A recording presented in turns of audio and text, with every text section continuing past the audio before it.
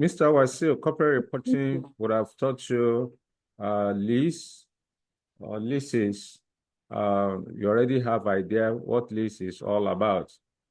So I will not dwell more on discussing what is lease, what is hire purchase, what are the characteristics of lease and all of that. Uh, so please, the rule of the class is that please always mute yourself. All right, always mute yourself. If you want to talk, please just raise your hand. Just raise your hand if you want to talk. If you disrupt my class, when after the warning, if you disrupt my class, I will yank you out of the class. Please, I don't want distraction in my class. All right, please always mute yourself. Again, if you want to speak, just raise your hand. I will allow you to talk. Thank you. All right then. So like I said, you already have idea what lease is all about, what is hire purchase and all of that. Again, you can just go to the material and have a look at all those characteristics, the meaning of lease, the meaning of hire purchase, the characteristics and all of that. So what I want to discuss today is how to determine the economic method of financing an assets. You know, when one of the sources of finance is hire purchase as well as a lease. Now, you know, there are three core principal decision areas in finance. One is investing decision, two is financing decision, and the third one is a dividend decision. So when you want to finance an asset, certainly you need to determine the most economic method of financing it. Should I borrow money to finance this asset? Should I buy the asset through lease, or I should purchase the asset through hire purchase? Now, each method of financing will need to be critically examined in order to evaluate the financial viability of each of them. Any of the method that produce the lowest PV of cost will then be the one to be selected as the most economical method of financing the asset. Now, again, whenever you want to determine the most economic method of financing an asset, there are three areas that we are going to consider. But before that, you know, you want to purchase an asset. You don't know whether you should buy the asset outrightly, or you should lease the asset, or you should go through hire purchase. Now, before you begin to talk about method of financing the assets, it is important to evaluate the economic and financial viability of the asset, because there will be no need for you to be talking about how to finance the assets if the asset is not financially viable. Therefore, you need to compute the NPV. You need to compute the NPV of each method of the asset to know that whether the asset is financially viable. Once the asset is financially viable or is worthwhile, then you can then be talking about method of financing it. So generally, that is what we want to discuss today. All right, that's what we want to discuss today. So straight, we are going to method of financing, method of determining the economic method of financing an asset. Okay. All right. So let's see. Let me see if I have. Yeah.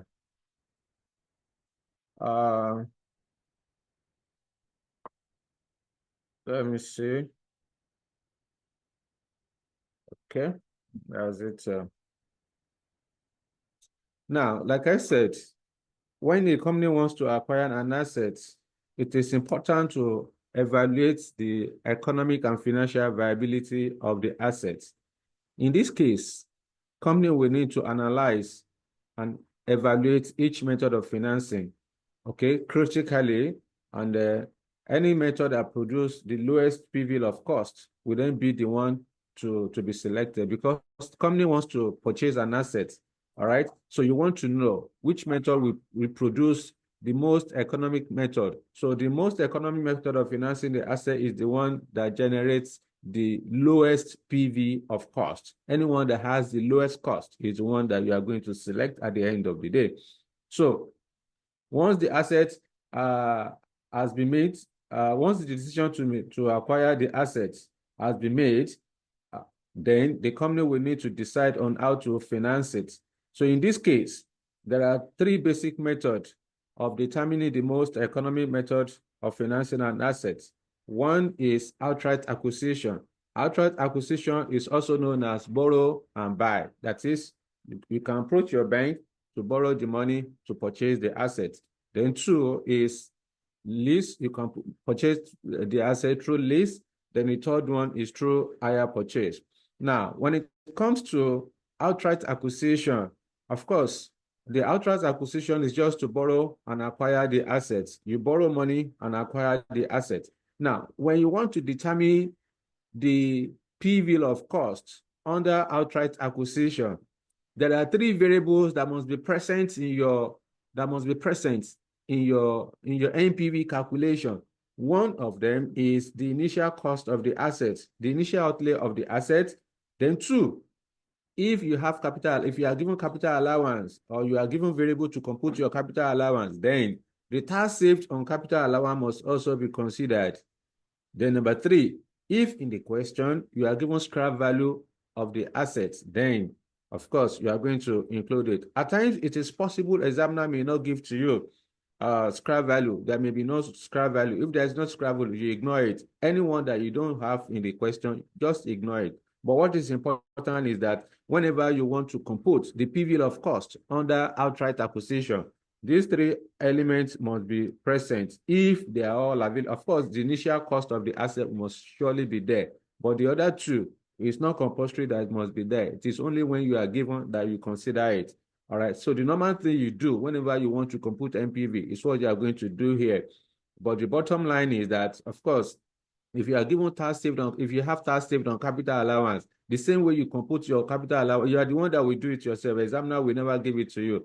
Just go there, compute the capital allowance, calculate tax saved on the capital allowance, then you put it in your table. Then, of course, just pick the scrap value. If you are given any disposal value, you consider it. So that's what you need to do under outright acquisition. Then for the lease option, majorly, there are two elements that must be involved in lease element. Whenever you want to determine the PV of cost under lease option. One is the annual lease rental. You need to consider annual lease rental, okay? Then two, you need to calculate tax saved on the lease rental. You calculate tax saved on the lease rental. How do you compute tax saved on the lease rental? Of course, the most important thing you need to do in this case is to just multiply the company tax rates on the lease rental. All right? To get the tax saved on the lease rental, multiply the company tax rates on the lease rental. That's all you need to do in this case. All right? Then this third one is not compulsory. All right? It's not compulsory that you must. It is only when you are told that the assets relates to, if it is a finance lease, it's only when it is a finance lease that you consider tax saved on capital allowance. Okay?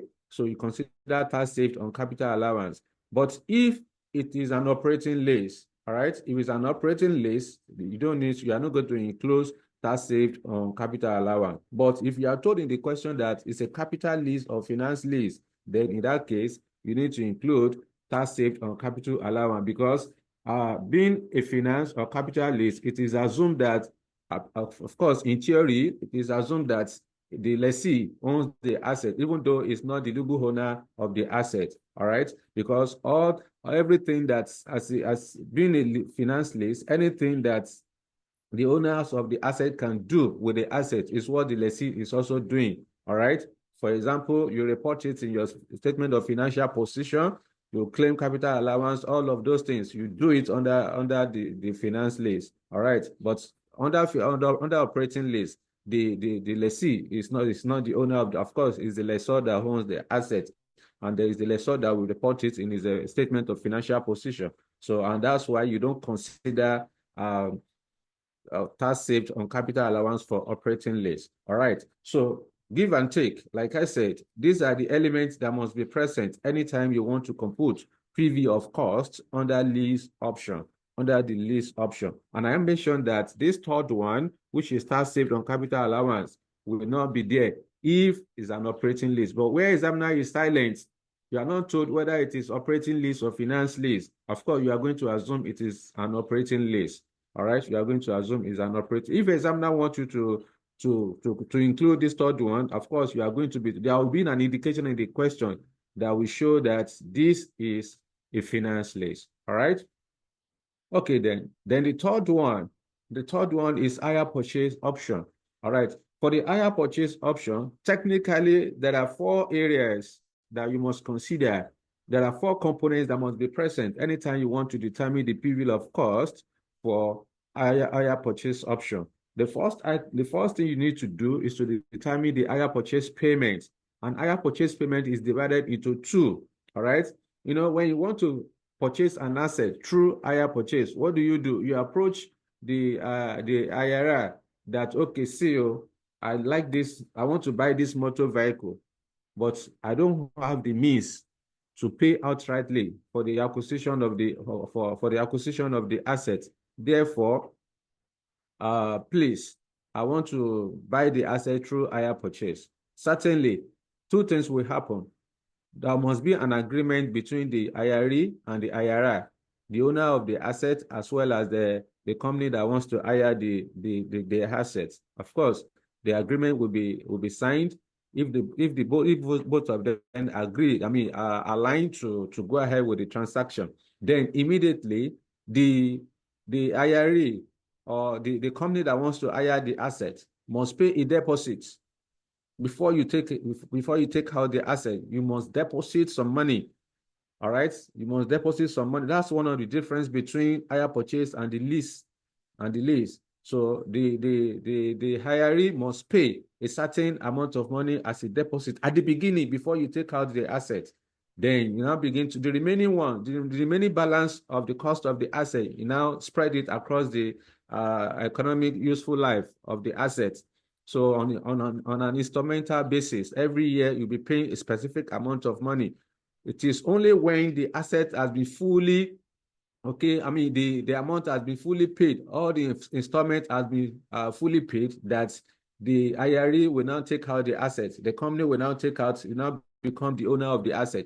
But if the company fails to pay the final installment, it will never become it will never take control or ownership of the asset. We never take ownership of the asset. So that's one of the difference between hire purchase and the lease. So at the beginning of the period of the lease of the hire purchase period, so the company must pay hire purchase deposits. That one is a given. Then, of course, you also pay hire purchase installments. So those are the two elements that make up the hire purchase payment, both the deposit as well as the installment. Then we go back again to the question. If you are given, if you have tax saved, once you are given company tax rates, then in that case, you need to compute tax saved on hire purchase interest. You need to compute tax saved on your purchase interest. All right. So then again, if in the question you have capital allowance, all right, then you need to calculate tax saved on capital allowance. All right. Also, if you have scrap value, if there's any scrap value given to you, then you also need to calculate, you need to calculate the present value of the scrap value. So all these are the elements that must be present anytime you want to compute the PV of cost under hire purchase option. Now, one thing you need to understand is that whenever you want to determine the most economic method of financing of asset, like I mentioned to you earlier, you need to first determine, you need to first of all evaluate the financial viability of the asset. All those things you normally do whenever you want to compute NPV is what you are going to do. First thing first, you need to determine the relevant cash flows. All right. What are the relevant cash flow associated with the assets? All right. You go to the assets, you are given the initial cost of the assets, any cash inflow or cash benefit associated with the asset. You consider it. You also need to check if there's any direct, incremental, specific, or attributable fixed costs associated with the asset. You also consider it. Again, it is possible examiner may give to you working capital. So you need to consider working capital. You determine tax liability, you determine tax saved on capital allowance, you include the scrap value, if any. All those things you normally do to get your net cash flow is the same thing you are going to do here whenever you want to appraise the assets. Then after that, of course, you know that there are three elements that must be present anytime you want to compose, you want to determine the financial viability of an asset or of a project using NPV, relevant cash flow, appropriate cost of capital, as well as the useful life. So again, when you are computing, when you are evaluating the financial viability of the assets, you have to use the company existing WACC, okay, to appraise the asset. That would be the most appropriate cost of capital to use, all right? So in this case, of course, examiner will, under this particular topic, examiner will not be asking you to go and be calculating cost of capital. No, it will be given to you, certainly. Then the useful life of the asset must also be considered, because there is no way you can determine, you can evaluate a project without these three elements present. That is relevant cash flow, appropriate cost of capital, and then the useful life. That is as per that. Then, of course, at the end of the day, after you have appraised the, you have evaluated the assets, and of course, once it is a positive NPV, then the asset should be acquired. If it's a negative NPV, the asset should not be bought, okay? The asset should not be bought. So that is what you need to do. It is only when you have appraised the asset that you now begin to talk about the most economic method of financing the assets. So in this case, all these three components, you now begin to evaluate them one after the other. So that's basically what you need to do as far as method of determining most economic method of financing, or most economic method of financing an asset. All right. So that is as per that. That is as per that. So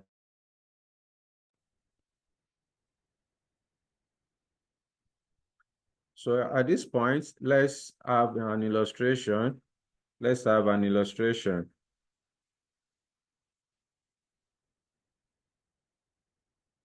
Okay. All right.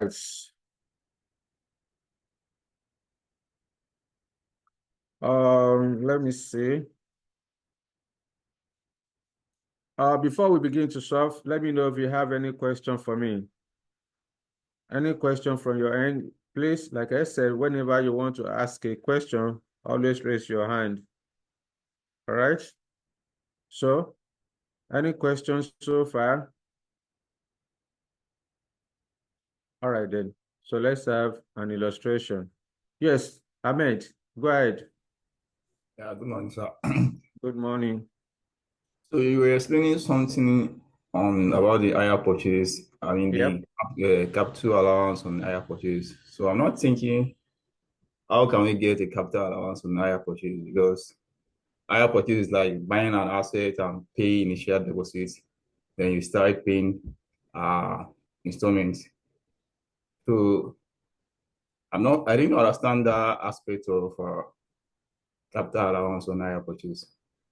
It's an asset now. Certainly, you are going to, when you purchase assets through hire purchase, of course, certainly you are going to, once you make your final deposits, you are going to, your final installment, you become owner of the asset. You have to recognize that. All right. So even though you are not, legally, you are not the owner of the assets until you make the final installments. You are seen to be the owner. So you have to calculate your capital allowance on that. All right, you have to recognize the capital tax saved on the capital allowance. Okay. Yeah. All right. Yes, Abdulatif. Yes, good morning, sir. Good morning. Yeah, thank you. My question is, so you mentioned that there are three economical methods of financing the assets, which is Yes. acquisition, lease, and then the hire purchase. So Correct. what we are doing now, are we trying to determine which of the options is most viable, or we just pick whichever option that is specified in the question, and then we try and look at if it's viable? No. Examiner will just tell you that you should determine the most economic method of financing the assets. If you have the three of them in the question, for example, you have outright acquisition, you have lease, you also have hire purchase. So what you are expected to do is to critically examine each method of financing by determining the PV of cost. Once you have determined the PV of cost, any one of them that has the lowest PV of cost will be the most economic method of financing it. All right. So examiner will not tell you use one, use the other one. No, it's anyone you are given information. At times, examiner may tell you that okay, using this method, which one, what is the most economic method of financing the asset. But what is important is that once you see lease in the question, that means you need to calculate the PV of cost under leasing. When you see hire purchase information, you need to do that. Of course, if you also have outright acquisition, you have to calculate all of that. So it is not compulsory that examiner must tell you that use one method. Once you see the information in the question, then you have to work it out. All right? That's it. Okay, sir. Thank you. Yeah. Yeah. Yes, Lekon, go ahead. Lekon, go ahead.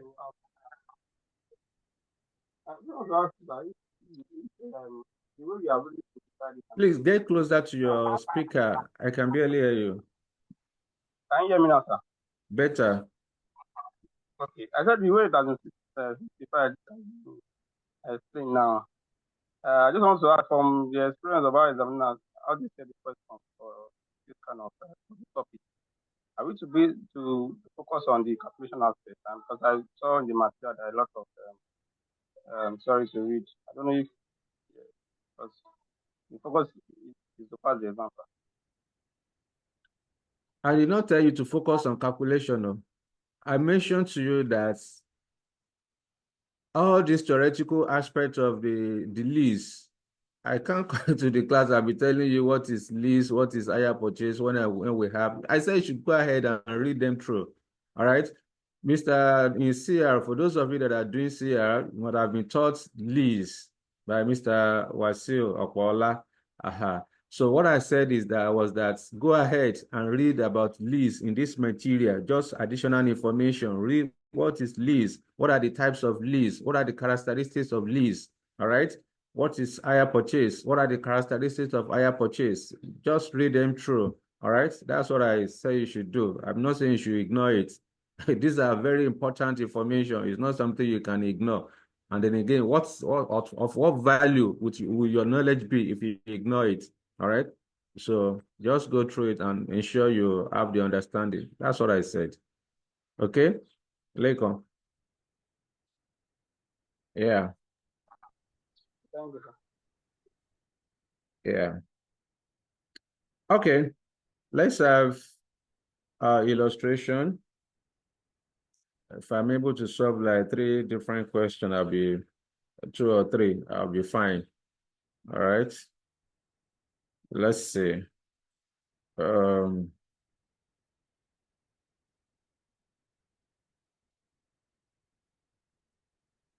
Let's solve the one that involves the 3 of them first. Where you have the 3 of them. Okay. Let's have this illustration number 3. Illustration number 3.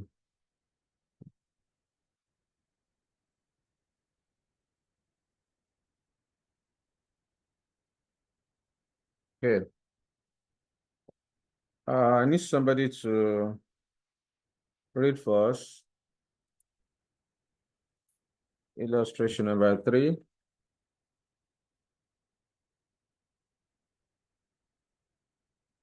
Chair PLC. Chair PLC.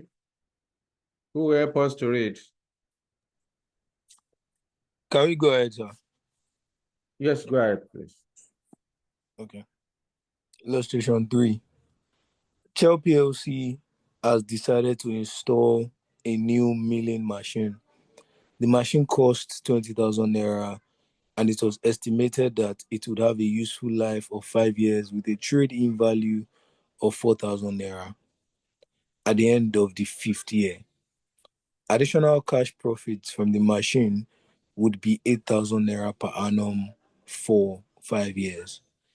A decision has now been taken on the method of financing the project. Three methods of finance are being proposed. A. Purchase the machine for cash utilizing bank loans facilities on which the current rate of interest is 14% before tax. B. Lease the machine under an agreement which would entail payment of 4,800 naira at the end of each year for the next 5 years. C. Purchase the machine under a hire purchase agreement. This would require an initial deposit of 6,500 naira and a payment of 4,400 naira per annum at the end of each of the next 5 years. The interest part of the payment for tax purposes would be 2,100 at the end of year one, and 1,800, 1,400, 1,000 naira, and 700 naira at the end of years 2, 3, 4, and 5, respectively. The company's weighted average cost of capital is 12% after tax. The rate of corporation is 30. The rate of corporation tax is 30%. If the machine is purchased, the company will be able to claim a written down allowance of 25% of the reducing balance per annum. You are required to advise the management on A, whether to acquire the machine, B, the most economical method of financing, and C, any other matter which should be considered.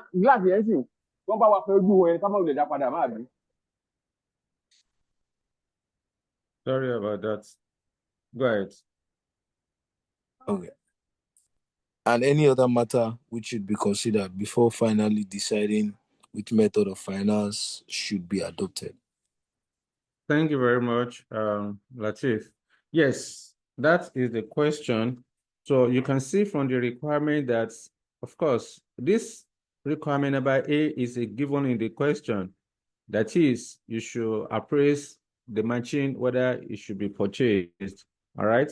So you need to determine you need to evaluate the financial consideration before you talk about method of financing the asset. And when you look at the B part, examiner did not tell you to use any method to finance the asset. So it is implied in the question, because in this question, outright acquisition is mentioned, lease is also mentioned, including the hire purchase. So you need to appraise each of them independently. And anyone that has the lowest PV of cost will be the most economic method of financing the asset. Now, yes, let me switch to the working notes. I've been my pen, I don't know, it's not connecting with the PC. I will need to restart, or let me use Golden Book to explain this. Okay, then let's move on. Let's move on. So to solve this, the first thing you are going to do is to calculate the NPV for the machine.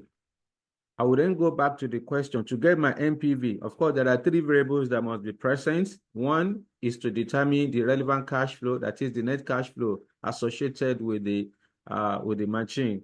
Then two, appropriate cost of capital, which of course in the question the examiner has told us that the cost of capital, the WACC of the company is 12%.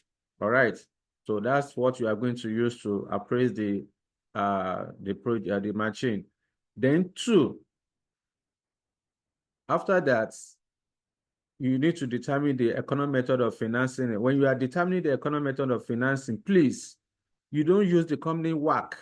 Rather, you are going to use the after-tax cost of borrowing. Okay, for all the three methods of financing the assets, you are going to use after-tax cost of borrowing. So when you want to borrow, the interest rate you are going to pay, that interest rate is the cost of borrowing. So you need to compute post-tax interest. That is 1 minus tax. Interest multiplied by 1 minus tax. That will give you the post-tax. All right. So I don't know why this pen is. Okay, no worries. Let's move on. Yes. So you don't use, as it is, when you look at this question, you are told that when the company wants to borrow, the current rate of interest is 14%. All right, the current interest rate is 14%. That 14% is before tax. So you need to convert it to after tax. So it is that after tax you are going to use for hire purchase, lease, as well as the outright acquisition. You don't use the company WACC to appraise each method of financing the asset. So you have to watch out for that. Then, so quickly, let's solve the question. That's what it is. Let's solve the question. I will stop sharing this. I can see it, man. Sir, we Thank can you. see it. Thank you. So let's use this to explain, to do all the calculations one after the other.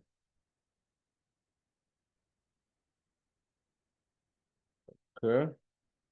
So this is the question. Now, the first thing you are going to do, you need to go and do your workings, all right?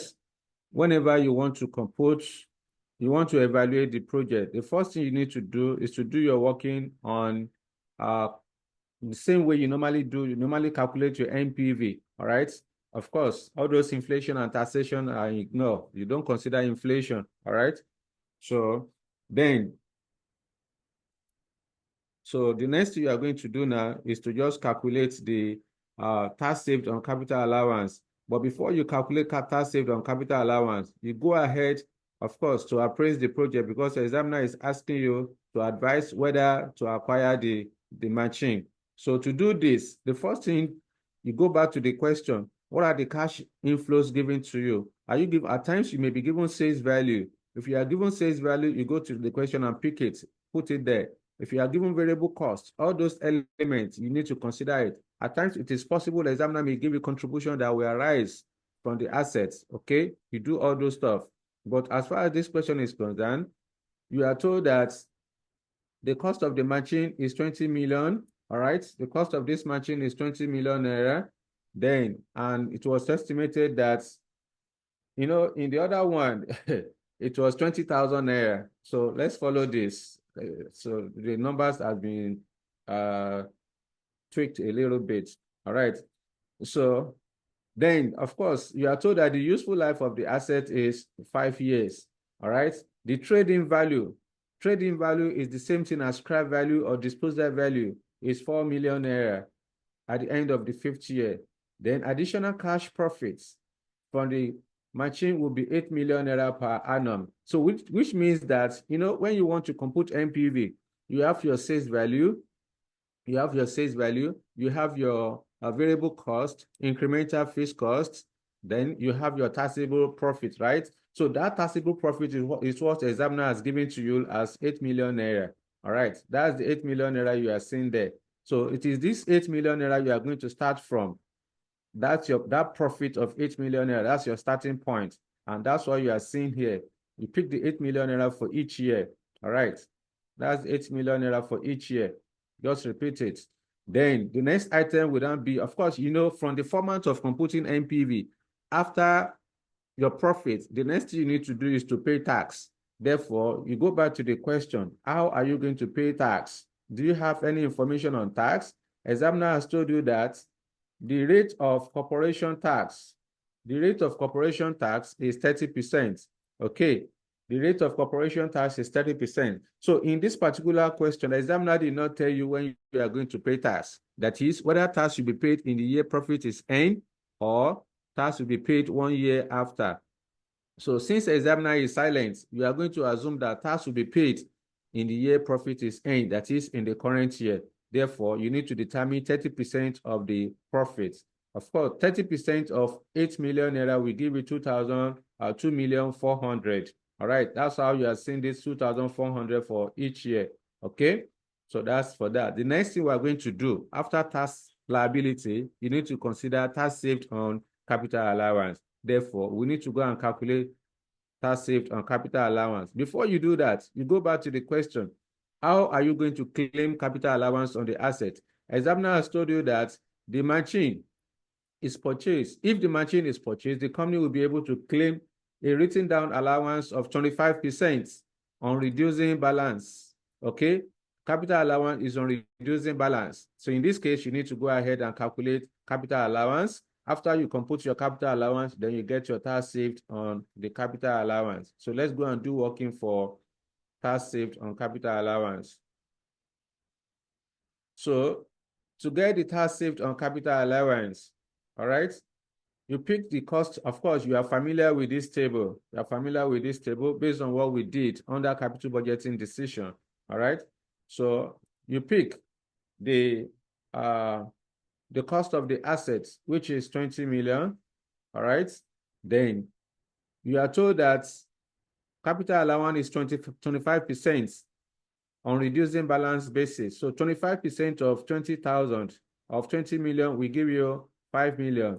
All right. The difference between the cost of the assets and the capital allowance for the first year will give you a tax written down value of 15 million.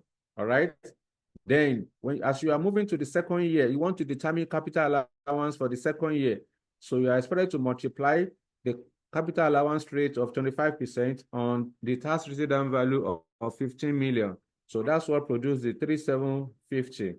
Figures are in thousands. Then again, for the third year, of course, at the end of year 2, you have the written down value of 11,250. For the third year, 25% of 11,250 will give you 2,813.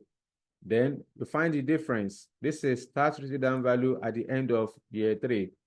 In year 4, 25% of the tax written down value of the previous year, that's what gave us the 2,109.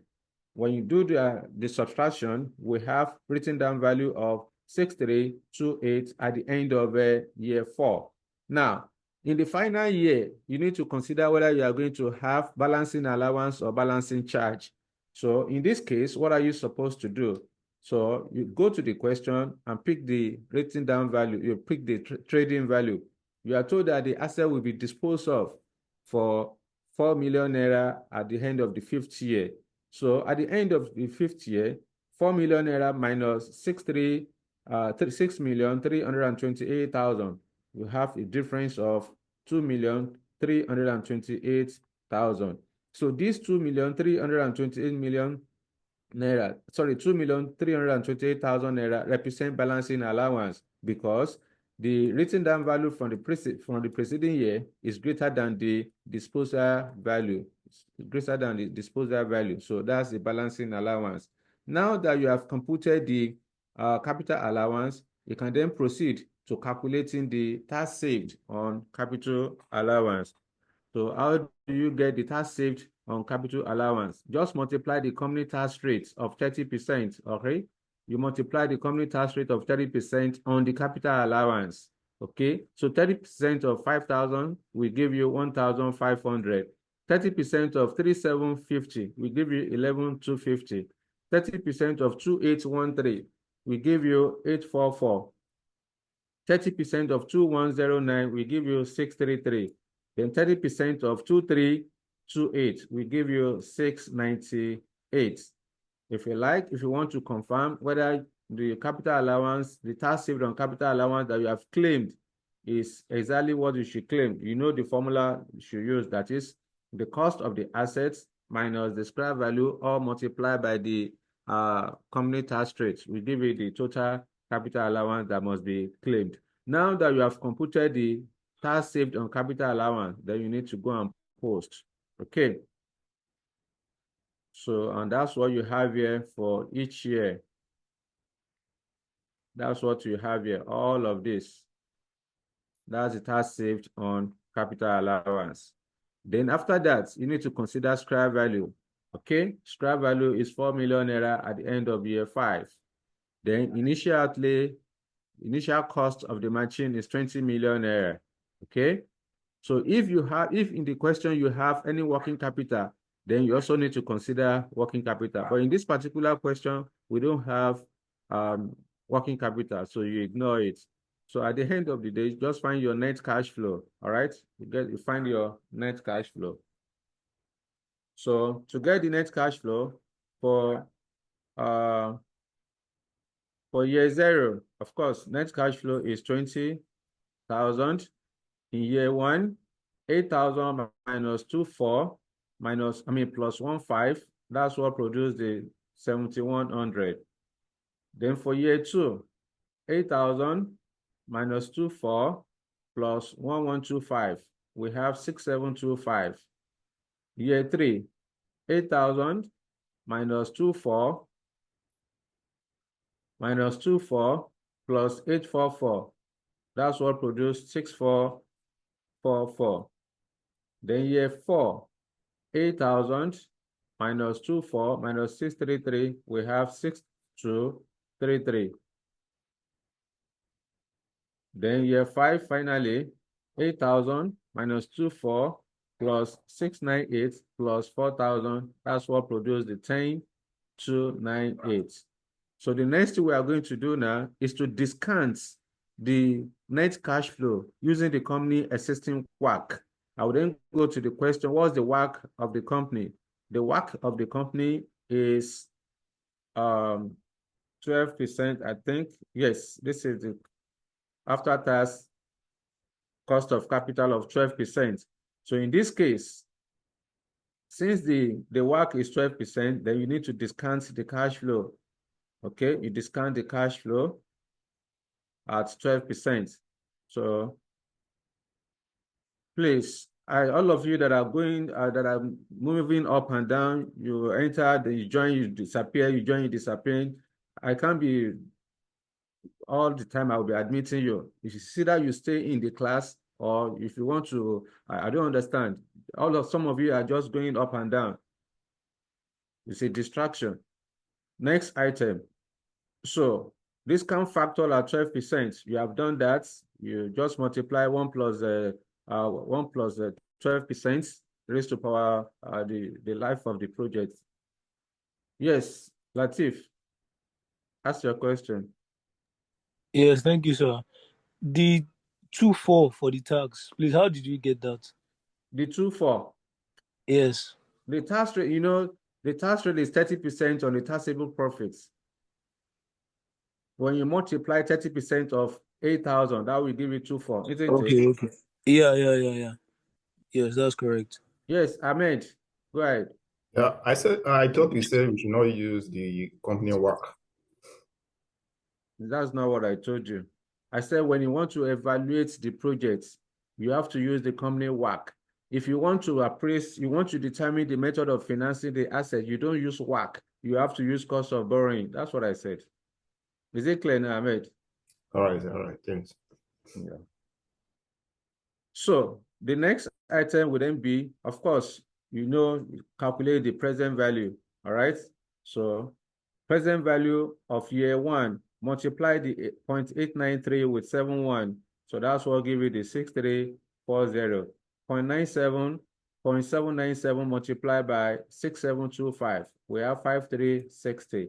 Do the same thing for all of them. All right. So you have your present value of cash inflow. So you then add up the present value of cash inflow. You net off the present value of cash outflow. You have your NPV of 6,091,000. So since the NPV is positive, then the machines should be acquired. All right. So that's the first thing you need to do. Whether examiner asks you this or not, you have to determine the financial viability of the asset before you begin to talk about most economic method of financing the asset. So that is number A requirement. In the B requirement of the question, you have to calculate the most economic method of financing the asset. So how do you do this? You then go back to the question. What are the methods given in this question? You are told that in the number A, you are told that purchase the machine for cash, utilizing bank loan facilities on which the current rate of interest is 14%. So this you cannot use 14% to determine, to appraise cash flow arising from method of financing the asset. So it must be post-tax interest. It has to be post-tax interest. So you need to convert this 14% to after-tax interest. So how do you calculate the after-tax interest? Let's go and do working for that. So to get the after-tax interest, you know, it is interest multiplied by 1 minus the company tax rates. So the interest given to all is 14%. Tax rate is 30%. Therefore, 70% of 14 will give us 9.8%. So it is this 9.8% we are going to use to discount the cash flow arising from each method of financing the asset. Yes, Pascal. Pascal, talk to me. You raise Good morning, sir. So please, Good morning. good morning, sir. Please, I'm trying to ask why we didn't calculate capital allowance for the fifth year. For the 5th year, Yes, sir. no, in the final year of the assets, of course, we have calculated capital allowance, and the capital allowance is 2 million. This is the capital allowance, which is 2,328,000. Okay, so in the final year, what you are supposed to do is to compare the tax rated value for the preceding year versus the sales proceed of the asset. In year 4 is the preceding year. The tax rated value is 6,328,000. The sales proceed, which is the same thing as trading value, is 4 million. So the difference between the two is 2,328. That represents the capital allowance in year 5, which is the final year. So in this case, you don't multiply percentage, just find the difference. When you get to the final year, you just deduct the difference between the written down value and the disposal value to have either balancing allowance or balancing charge. Is it clear now, Pascal? Yes, sir. Thank you. All right, then. So let's move on. Okay. So now that you have computed the NPV and you have discovered that then since the NPV is positive, the machine should be acquired. Then we proceed to calculating method of financing the asset. So in the first one, you are told that the company can purchase the machine utilizing bank loan facility at the interest rate of 14%, and we have calculated after-tax cost of debt, which is 9.8%. So at this point, we need to go and calculate the PV of cost under outright acquisition. And I mentioned to you that whenever you want to calculate PV of cost under outright acquisition, there are 3 elements that must be present. 1 is the initial cost of the asset. 2 is the tax saved on capital allowance. Then 3, scrap value, if you have scrap value in the question. I believe the 3 of them are there in this particular question. Therefore, let's go to outright acquisition option. Now, for the outright acquisition option, of course, the first item following the format of calculating NPV, okay? So we have tax saved on capital allowance, which we have computed previously, all right? So, and these are the tax saved on capital allowance that we use there. All these items that we have here, all these ones, they are the tax saved on capital allowance. So, and that's what you have here as the first one here. Then also, we have scrap value. Scrap value at the final year is 4,000, okay? Then, of course, the third element is the initial cost of the machine. We are told that the machine is 20 million naira. So that's the 20 million you are seeing there in year 0. Okay. So, of course, if then find the net cash flow, which is 20 million. All right. 20 million. Then for year 1, 1,500. Year 2, 1,125. Year 3, 844. Year 4, 633. Then year 5, 698 plus 4,000 will give you 4,698. Now that you have the net cash flow, the next thing you need to do is to discount the net cash flow from outright acquisition with the after-tax cost of debt. And we have computed after-tax cost of debt to be 9.8%. So find the discount factor of that 9.8% for each year. All right. So that's what we have there. Then you get the present value for each year. Present value for year 1, year 2, year 3, up to year 5. You then add up all the positive present value together from year 1 to year 5. You add all of them together.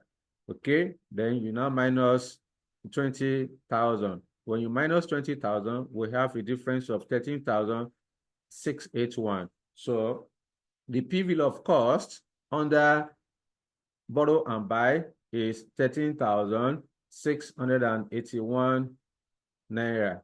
13,000, of course, 13,681,000 because figures are in thousands. All right. So that's what you need to do under outright acquisition. So immediately after this question, I'm going to find a way of ensuring that my pen is connecting with the PC so that I can annotate on the screen. All right. Right now I'm using mouse, and that's why it's finding it difficult to communicate. Okay. Then go back to the question. What was the second method? Of course, in this question, in number B, you also have lease. So since you have lease, then you need to go and calculate P-value of cost under lease. All right. Now, before you do that, you need to determine from the question, is this a finance lease or an operating lease? You are told in the question that lease the machine under an agreement which will entail payment of 4.8 million at the end of each year for the next 5 years. So examiner did not tell us which kind of lease, whether it is an operating lease or finance lease. So since the question is silent, you are going to assume that it is an operating lease. So if it's a finance lease, examiner will surely tell you that it's a finance lease. And of course, if you know that it's a finance lease, then all the 3 elements must be there. That is the annual lease rental, then number 2, the tax saved on the lease rental, then number 3, the tax saved on capital allowance, if it's a finance lease. But if it is not a finance lease, you only consider the lease rental, then you consider the tax saved on the lease rental. That's all. And one more important thing you need to take into consideration is that when you are computing your P-value of cost under lease option, you need to take into consideration the pattern of your tax liability when you are going to pay your tax. Because if your tax is paid in arrears, there must be 1 year lag. So if there's a 1 year lag, the annuity factor you are going to compute must consider that 1 year lag. All right. But if you are not told when you are going to pay your tax, of course, you can assume it will be paid in the current year. When that happens, then in that case, of course, there will be no need for you don't have anything to do with 1 year lag.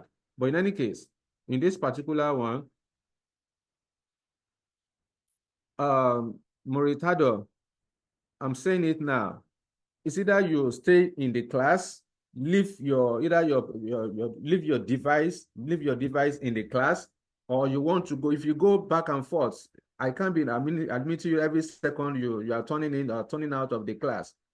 Next time when you come in again, we want to admit, I will just shun it because it's a distraction.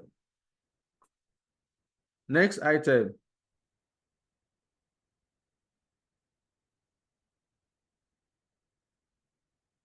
I should repeat, Ahmed is saying that I should repeat those features for finance lease. Feature of finance lease, you already know it now. Okay, we are going to discuss. Okay, let's do it this way. Let's complete the calculation. It's like some of you want us to go back to the theoretical aspect of it. So after the calculation, then we go back to just explain the theoretical aspect of it. So I admit I will take care of your question later on. Okay. So let's go ahead. Yes. Okay, I think he was referring to what you just said. You know, you mentioned 3 for operating and finance lease. You said for finance lease, you have annual lease rental, tax save on rental. Those two apply to operating and finance. Then you now added a third one. I think that's what he's referring to, what you just said. Exactly. Not the entire theoretical work. That's what I'm Yes, I asking. was thinking he's asking about, since he's talking about features of finance lease, so I need to. But in any case, what I said is that, you see now, look, I just mentioned this person, this Muritado. I will not admit you. I will not admit you. You are distracting my class. I will not admit you. You stay there till tomorrow. I will not answer you. Because I don't know what you are looking for up and down. Sir, have mercy. Wumi, yes, you raised hand.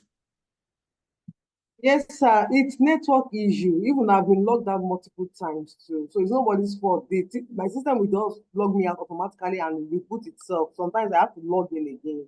So please tamper justice with mercy. Yeah, it's network. It's nobody's fault. No, that You know is, sir, what? have mercy. Why is it the only one? Wumi, you did not ask for admission since one admission I gave her, oh, once I admit this person is doing it intentionally. He's doing it intentional. I will admit him now. You see now, later on, we come back again. Seriously, it's a distraction. So let's move on. Yes, so we want to determine the PV of cost under lease option. Therefore, I will then go ahead. The lease renter is 4.8 million. Therefore, I need to calculate the present value of the lease renter. So I will now go back to the question again. When is the company going to pay tax? We are not told that whether tax should be paid in the current year or in arrears. So in that case, you are at liberty to either assume the current year or 1 year lag. So we are assuming that tax will be paid in the current year. Therefore, to get the PV of lease renter, I'm going to calculate the annuity factor from year 1 to year 5 using the after-tax cost of borrowing of 9.8% that we have computed. So to discount this 4.8 million naira. So that's what I've done here. Okay. So that's what I've done here. This is the 4.8 million. So you calculate annuity factor of year 1 to 5 at 9.8%. You have 3.810. You multiply that with 4.8.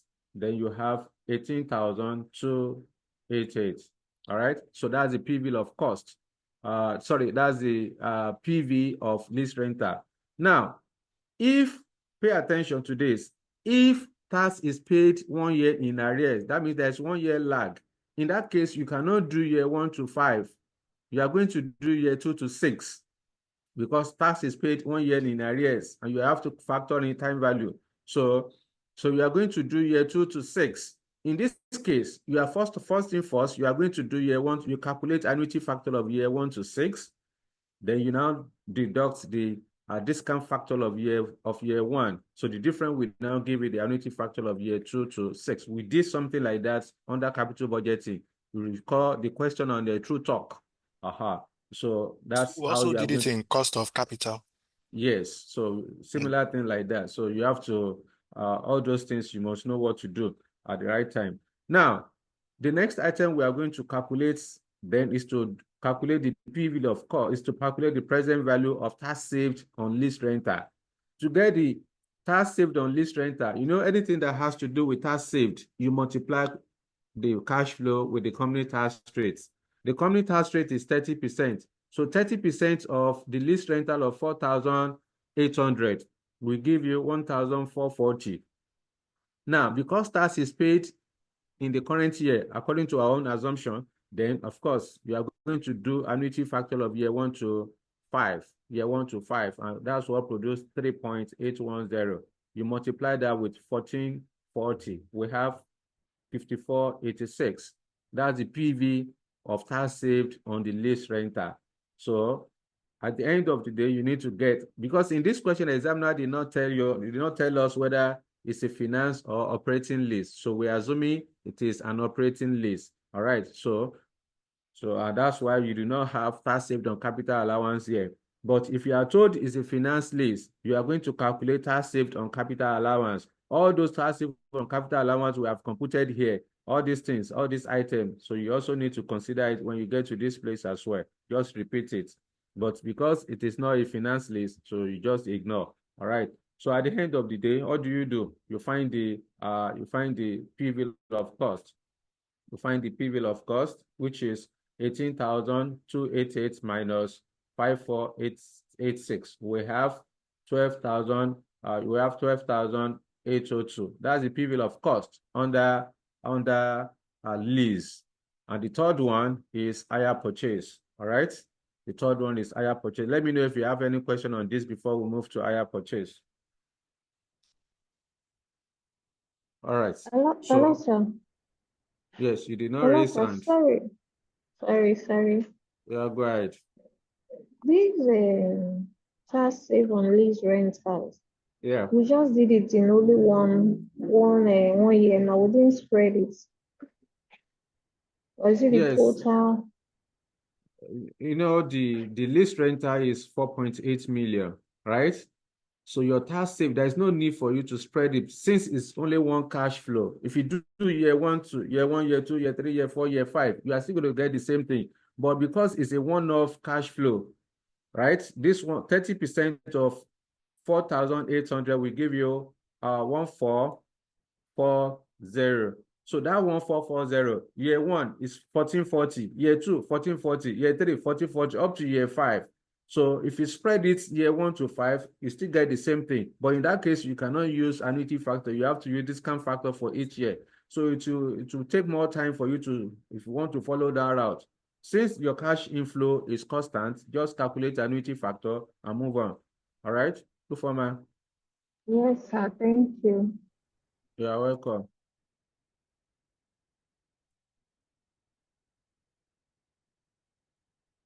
Okay. Yes, Lekon is asking why not leave the group for anyone to be. Yes, I can do. That's what I did though. I don't know what happened. That because I can't be admitting every now and then. That's what I did when I was setting up the meeting. But in any case, let's move on. Okay, now the third option is hire purchase. So go back to the question, what information do you have for hire purchase? Examiner told you that you can purchase the machine under a hire purchase agreement. This will require an initial deposit of 6.5 million and payment of 4,400,000 per annum at the end of each year. This payment of 4,400,000 is the annual installment. That's the annual installment. Remember what I told you earlier when I was explaining the hire purchase option. There are 4 components that will make up the hire purchase. One is the hire purchase payment. The hire purchase payment is divided into 2. One is hire purchase deposits, then 2 hire purchase installments. All right. So if you don't have, certainly you are going to have hire purchase deposit because that's one of the features of hire purchase. Then annual installments, you also have it.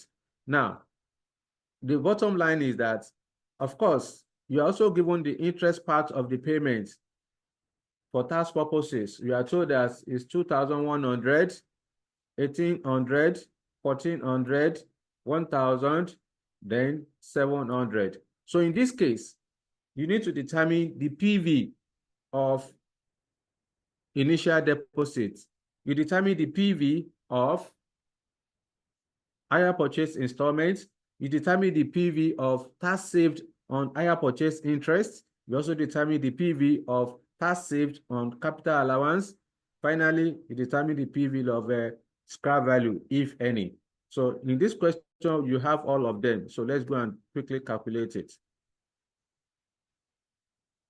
Jennifer, yes? Talk to me. Good morning, sir. Good morning. Please, sorry to take you back. Yep. I'm stuck on lease that you want to price tax save on lease rental. Please, how did you get the 1,440? 1,440 is 30% of the lease rental. Okay. 30% of 4,800 will give you 1,440. Okay. All right. Okay, then. Yes. For the hire purchase, now the next thing we are going to do is to calculate the P. Yes, Busola. Go ahead. Sorry, Sam, I did want to take you back. So, assuming now the lease, they give us a finance lease. I want to calculate the tax saved on capital allowance. We have already calculated the tax saved on capital allowance already. So is it that we're going to add everything together for the 1 to 5 years? and Yeah. then okay, when we put it there, we now multiply it by the cash flow. No, you can't add up everything together. So we're going But to separate. so you are going to do year 1 to 5 separately. Year 1 separate, year 2 separate, year 3 separate. So in this case, you cannot calculate annuity factor. So it has to be specific for each year. Since your capital allowance, tax saved on capital allowance is different, the cash flow, so it's different for year 1 to year 5. So you have to separate it. Okay. Okay. Yeah. So for the hire purchase, so we want to calculate the PV of cost under hire purchase. In year 0, that's where you have the deposit, hire purchase deposit. Remember what I told you. When you want to purchase an asset through hire purchase, there will be an agreement between the two parties, the IRR and the IRA. Of course, the agreement must be expressly signed and binding on the two parties. Now, the bottom line is that before the IRA will take out the assets, okay, you have to pay a deposit. That deposit is at the beginning of the agreement. It's at the beginning of this hire purchase arrangement. Therefore, and that's why you are seeing the hire purchase deposit at year 0. So the next item will then be the hire purchase installment. Every year we are going to pay an installment depending on the agreement. In this question, the installment is 4,400,000 naira. And that's why this 4 million is spread across relevant year 1 to 5 is the same amount, 4,400,000. Then the next item will be the tax saved on the hire purchase interest. So how do you get the tax saved on hire purchase interest? You need to go and work it out. All right, let's go and do working for the tax saved on hire purchase interest. Now, these are the interests given to us for the respective years on the hire purchase. So to now get the tax saved, you recall that anything that has to do with tax saved, just multiply with the company tax rates. So the company tax rate is 30%. 30% of 2,100 will give us 630. 30% of 1,800 will give us 540. 30% of 1,400 will give us 420. 30% of 1,000 will give us 300. And then 30% of 700 will give us 210.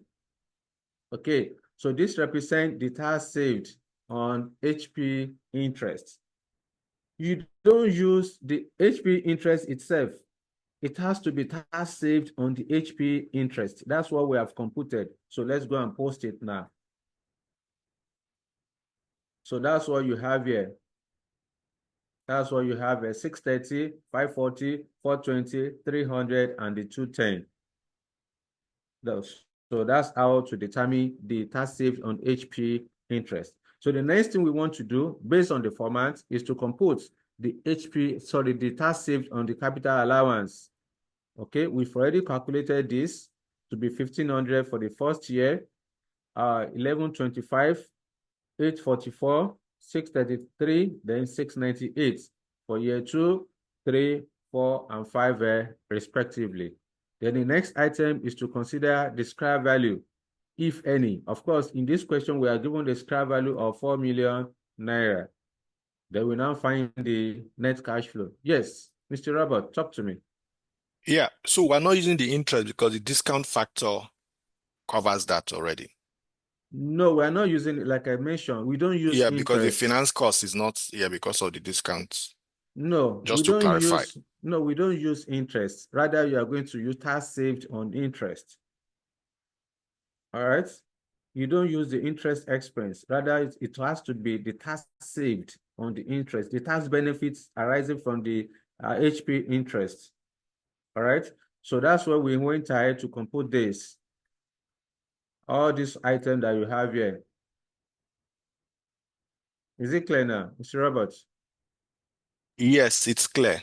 Now, I'm just trying to recall that the reason why we don't use finance costs is because the discount factor covers that finance cost. Finance is it the cost, discount factor or the cost of hold on. Just what do you mean by clarify. finance cost? What do you mean by finance cost? The interest rates? The interest. Are you talking?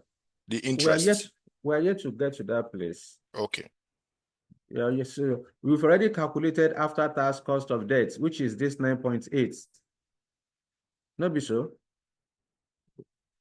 We've already calculated the after tax. So that's what you are going to use to discount it. Yeah. Yes, exactly. That is what I want to come. So at this point, you need to find the net cash flow. Okay, you find the net cash flow. In year 0, of course, is 6,500. So in year 1, you get all your net cash flow like that. Then, of course, the discount factor for year 1 to year 5 at 9.8%. So we have calculated the after-tax cost of borrowing to be 9.8%. For year 1 is 0.911, year 2, 0.829, year 3, 0.755, year 4, 0.688, and year 5, 0.627. So to now get the present value, just multiply the discount factor with the net cash flow, and we got the present value. You add up all the positive present value. The only positive present value we have is the 820 for year 5. All right. You add up the negative present value. You find the difference. The difference is 14,768. 14,768. So that represents the P-bill of cost under the hire purchase. So the P-bill of cost under the hire purchase is 14,765. So you have calculated the P-bill of cost under outright acquisition to be 13,681. P-bill of costs under lease to be 12,802. P-bill of costs under hire purchase to be 14,765. If you like, you can just prepare summary of your results. Okay, you can prepare summary of your results, of course. And at the end of the day, you are going to select any option with a lower P-bill of cost. When you look at lease option, you see that lease has the lowest cost. Therefore, the most economic method of financing the machine is lease, considering the lowest P-bill of cost of 12,802,000 naira relative to P-bill of cost under borrow and buy, as well as the hire purchase, as shown in the table above. All right, so that's that. That's end of the question. That's end of the question.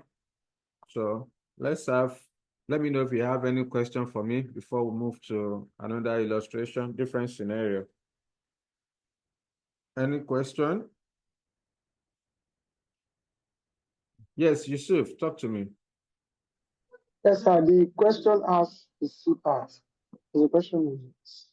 Pardon? So the question, it has a C part. So C part. Oh, okay. Okay, the C part of the question, right? Yes, thank you for that. In the C part of the question, good morning. So please confirm if this solution is in the golden book. Yes, it's the golden book we are using already. So number C part of the question, examiner is asking you any other matter which should be considered before finally deciding which method of financing is to be adopted. So examiner is asking you, what are the qualitative factors to be considered in relation to our calculations? What are the what are the qualitative factors to be considered? There are plethora factors to be considered, irrespective. Just mention about 5 of them. If you mention 3 or 5, you are good to go. Mention 3 or 5, you are good to go. So let's quickly look at that. So other matters that may be considered include, number 1, the possible effect of inflation. All right. What are the possible effects of inflation? We said that is inflation going to impact our cash flows? All right. The sales revenue, the variable cost, the incremental fixed costs, are they going to be impacted with inflation? Our assumption is that there will be no inflation. Then number 2, the reliability of the expected future cash flows. We have future cash flow given in the question. For example, you may be given sales value, variable cost, specific or attributable fixed cost. How reliable are those figures? Because those are not actual value. They are just an estimate. So how reliable are they? All right. So that's the factor you need to another factor you need to consider. That is the reliability of the future expected cash flows. All right. You say you are going to dispose the machine at the end of year 5 for 4 million naira. How certain is that? Okay, how certain would that be? All right, because it is possible you may even dispose the asset below the estimated value of 4 million naira. In fact, it may well be that you may not even get somebody or anybody that will buy the asset at a scrap. All right. So meanwhile, you have estimated that you are going to dispose it at 4 million, and that's why we are saying here that, of course, the scrap value of the assets, the scrap value associated with the assets, is it certain that the cash flow will be earned, that 4 million naira? Okay. Then alternative use of the funds, this 20 million naira, instead of using it to purchase the assets, what are the alternative method of, you can put you can put the funds, okay? What alternative use that you can put the funds, all right? That will be more beneficial to the company. So that's one factor you also need to consider. Then, of course, you also need to consider the action of your competitor.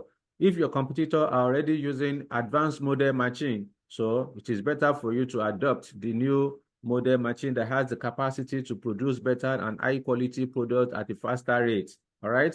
So you need to consider the economic environment. All right. You don't just do things, in your own way. You need to benchmark. All right. Best practices. What are the new model that you see that in the tech industry now, everybody is talking about AI. So that means you have to, otherwise, if you don't follow the market, if you don't follow the trend, of course, you become laggard. You'll be doing things in the old ways. Your competitor can do something faster before you wink, they're already done. They have produced millions, but you are still there struggling with the old machine that you are using for production. All right. So once you discover that there's a new model in the market, you have to integrate that. Then the next one is the rapid changes in technology, which may render the old machine obsolete. Yes, which is consistent with the number 5 also, because of the rapid change in technology, the old one may become obsolete. When that happens, the company will need to cough out money again and be looking out for cash to purchase, or for funds to purchase the new machine due to impact of technology. Okay, so these are some of the factors that I considered as far as the number C requirement of the question is concerned. All right, so that is for that. Let's have another illustration. Let me know if you have any questions. Some people are sending chats. Let me see. Okay. All right, so that has been answered already. All right then. So let's have another illustration. Let me see. There is a particular question. I think that's illustration number 1, whereby you are asked to produce loan amortization schedule. When you have loan amortization schedule, how do you do it? Yes, let's have this illustration. Yes, Abdulatif, talk to me. Yes, sir. Thank you. So Okay. I'm just going to ask, under the lease rental, which was our option 2, I Yeah. understand that we use the annuity factor because it's the same cash flow. Yeah. We also have situations whereby we would have different cash flow, right? Mm-hmm. Whereby you'll be paying different amounts for your lease every year. So if we have that, how do we handle that? No, your annual lease rental is an installment. It's an installment. It's a specific, it will be fixed. All right. Your lease rental will be fixed, just like your rents, except it changes depending on the agreement. But the only thing that will change is, for example, if you have, of course, again, you can never take that, out of the option. It is possible examiner may want to change the concept and say, okay, every year you are paying a different lease rental. So if the lease rental is different on a yearly basis, then in that case, you are not going to use annuity factor. It would be discount factor for each year, specific for each year. Not only that, your tax saved on the lease rental will also change, because since your lease rental is different for each year, then tax saved on the lease rental will also be different for each year. So what that means is that your discount factor for each year, of course, is what you are going to use instead of the annuity factor. All right, Abdulatif. Okay, thank you, sir. You are welcome. So let's have this illustration, Platino Limited. Yeah. Who is helping us to read it? Who is helping us? Let me look at Wumi. Oma Wumi, are you still on? Yes, sir. Okay, I'm please help here. us. Please help us. All right, sir. Platino PLC is in the business of manufacturing plastic products. The firm plans to diversify into another business line. It has the option of either buying or leasing an additional machine to enable it to meet the desired expansion. The machine can be acquired for 3.5 million naira, and it is expected to have 5 years useful life with an estimated 500,000 salvage value. This acquisition will be financed by a 22% bank loan, which is repayable in equal annual installments over a period of 5 years. This installmental payment comprises both interest and repayment of principal and is payable at the end of each year. Alternatively, the machine can be leased for 5 years with an annual lease payment of 1 million naira payable at the end of each year. You are required to A, advise the management of Platino PLC on the options to choose, support your answers with relevant calculations. B, assuming borrowing plan is adopted, produce a repayment schedule, preferably in tabular form. Thank you very much.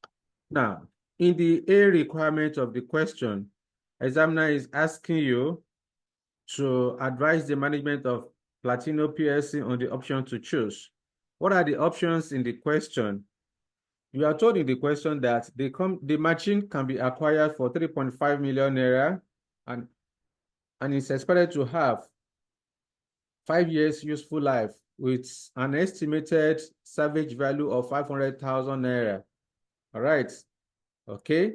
So the cost of the asset is 3.5 million naira. Useful life is 500,000 naira. Now, you are now told that the acquisition of the assets, all right, the acquisition of the assets,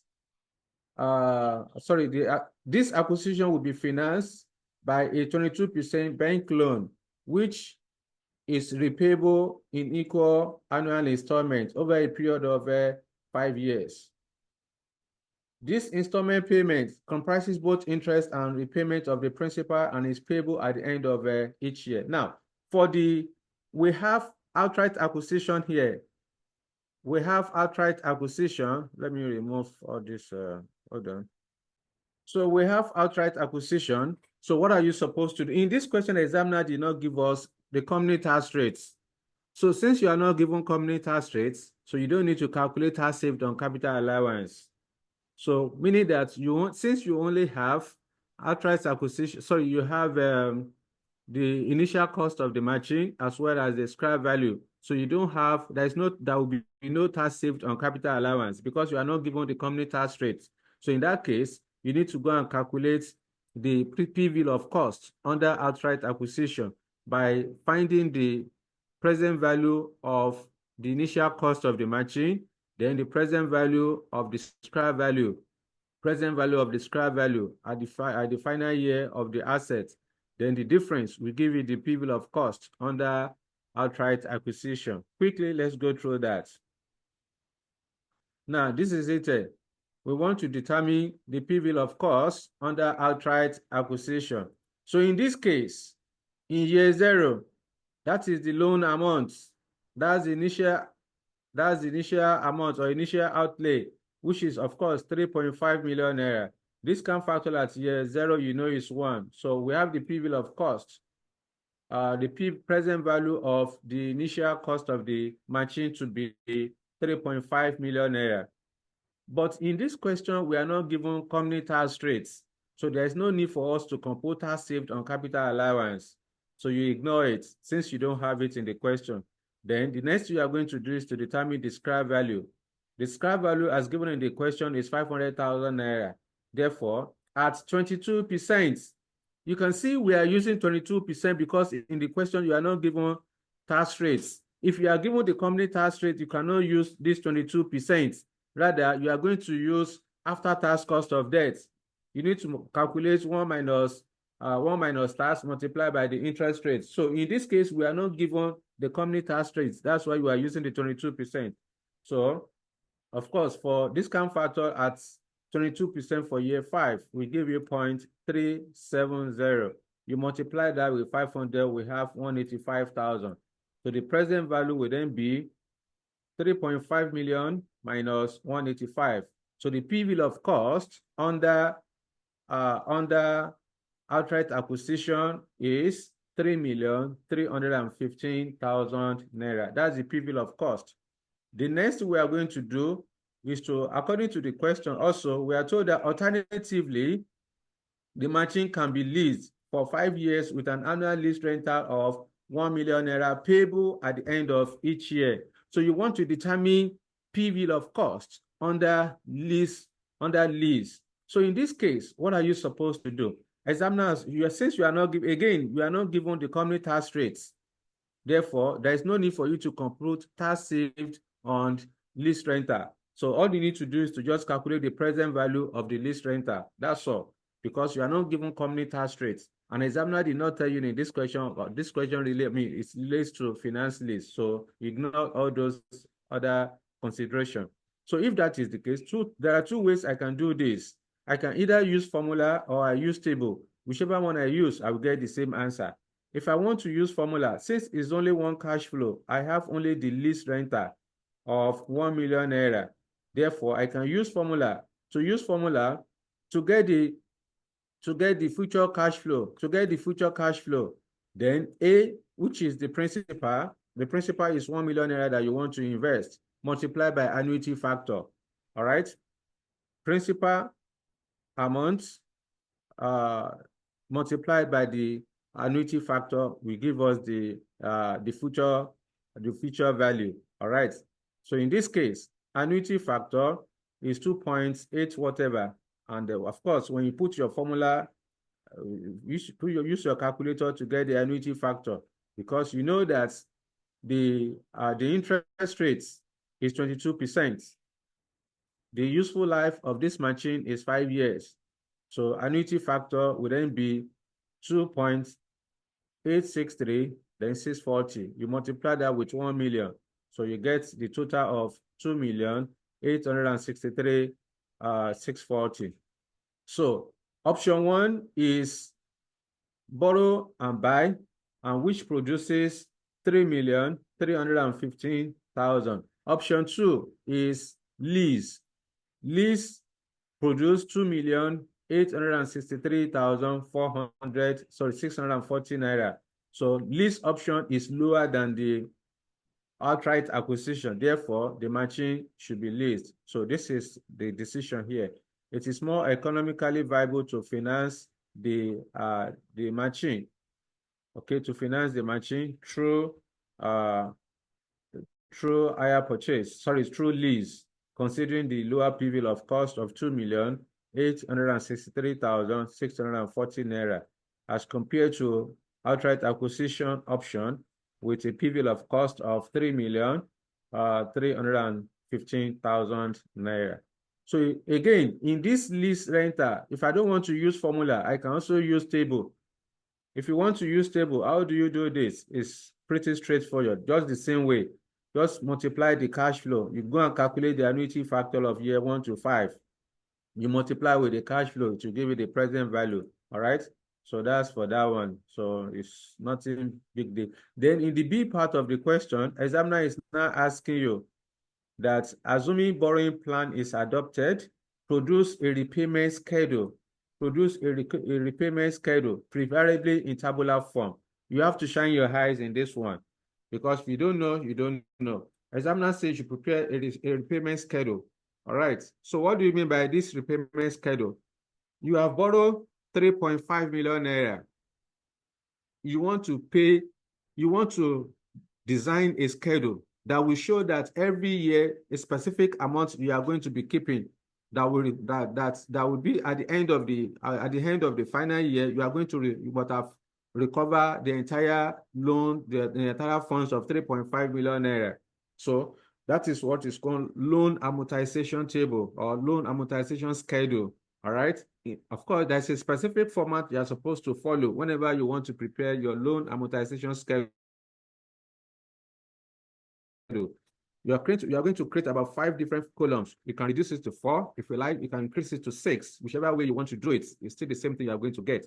But the bottom line is that this, your repayment schedule, will show how much at the beginning of the project, what is the loan amount, how much interest are you going to pay at the end of year 1, what is your annual installment, what is the principal repayment, what is the balance at the end of the first year, the second year, how much interest are you paying? What is the installment? What is the principal repayment? Then what is the balance at the end of the second year? So that's how you keep on doing it until the final year when you are going to recover or when you must have paid the entire 3.5 million naira.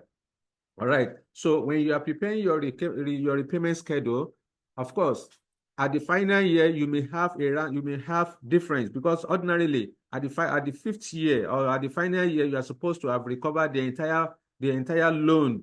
All right, you are supposed to have paid the entire loan, but because of the fact that you are rounding your figures, so you may have a rounding figure in 1 digit, because once you have a rounding figure that is more than 2 digits, then that is more than 1 digit. That's not appropriate. That means something is wrong somewhere.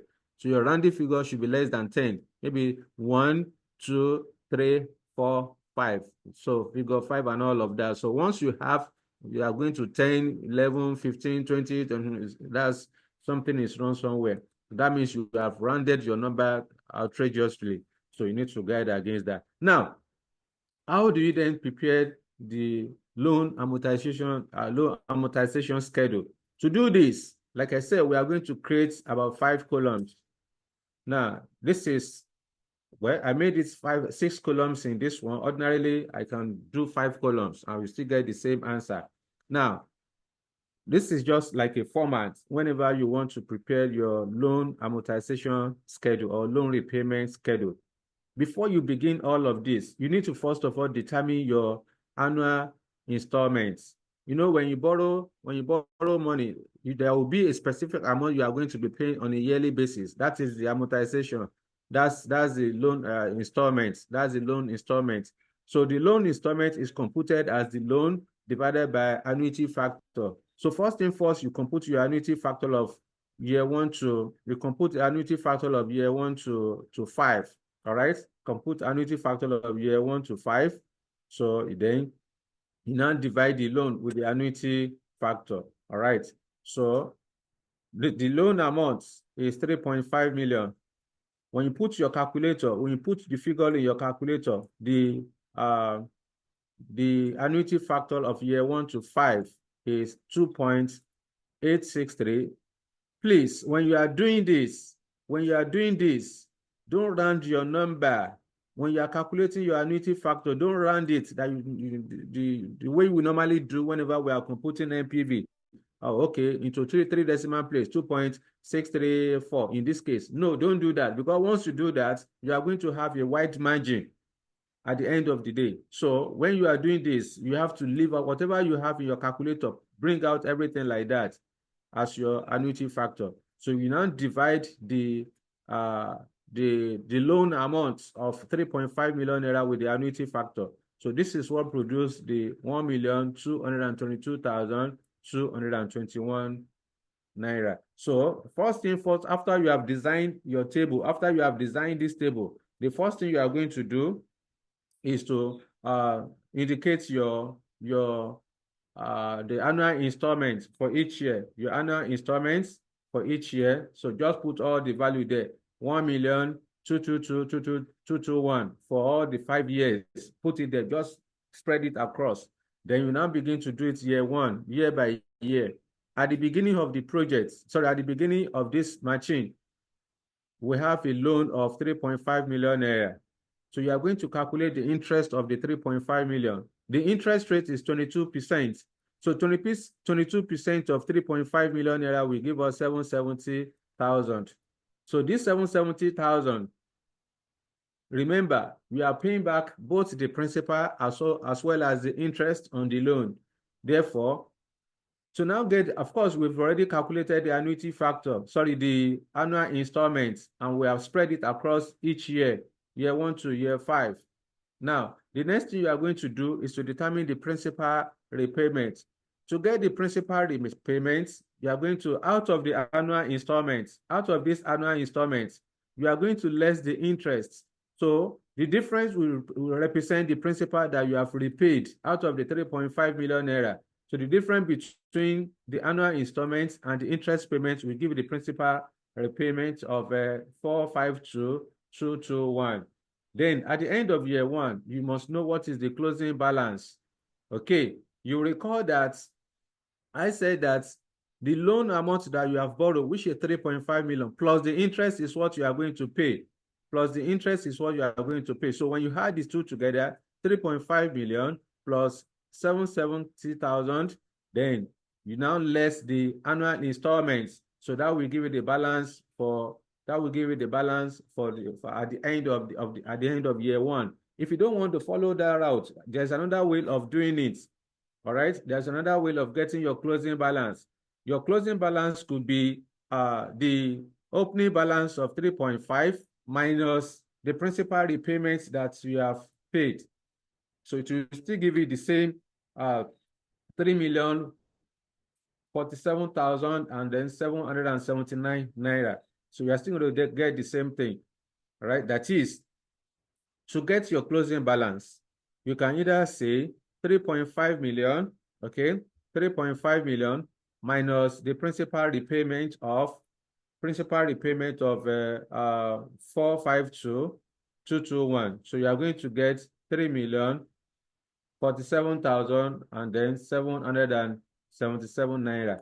If you don't want to follow that route, then you can say 3.5 million plus 770,000, then minus the principal repayment to still give you the minus the annual installments. So that will give you the same amount as 30,47,779.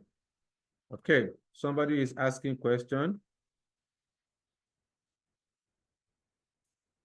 Okay, so that has been answered. Yes, move on. Then you then go to year two. The closing balance at the end of year one will become opening balance at the beginning of year two. All right. The closing balance at the end of year one become opening balance at the beginning of year two. So at the beginning of year two, we have 30,47,779. Now with this, I need to calculate the interest payment on that. So interest payment on the 30,47,779 will give us 670,511. Then annual installments still remain the same. Then principal repayments, that will be your annual installments minus the interest paid in year two of 670,511. So that's what produced the 551,710. Then the closing balance at the end of year two is simply the opening balance of 30,47,779 minus the principal repayment of 551,710. So you have the same answer as 2496069. Then you move to the beginning of year three. So the closing balance at the end of year two become opening balance at the beginning of year three. So you multiply the interest rate on that. Then you will have 549,135.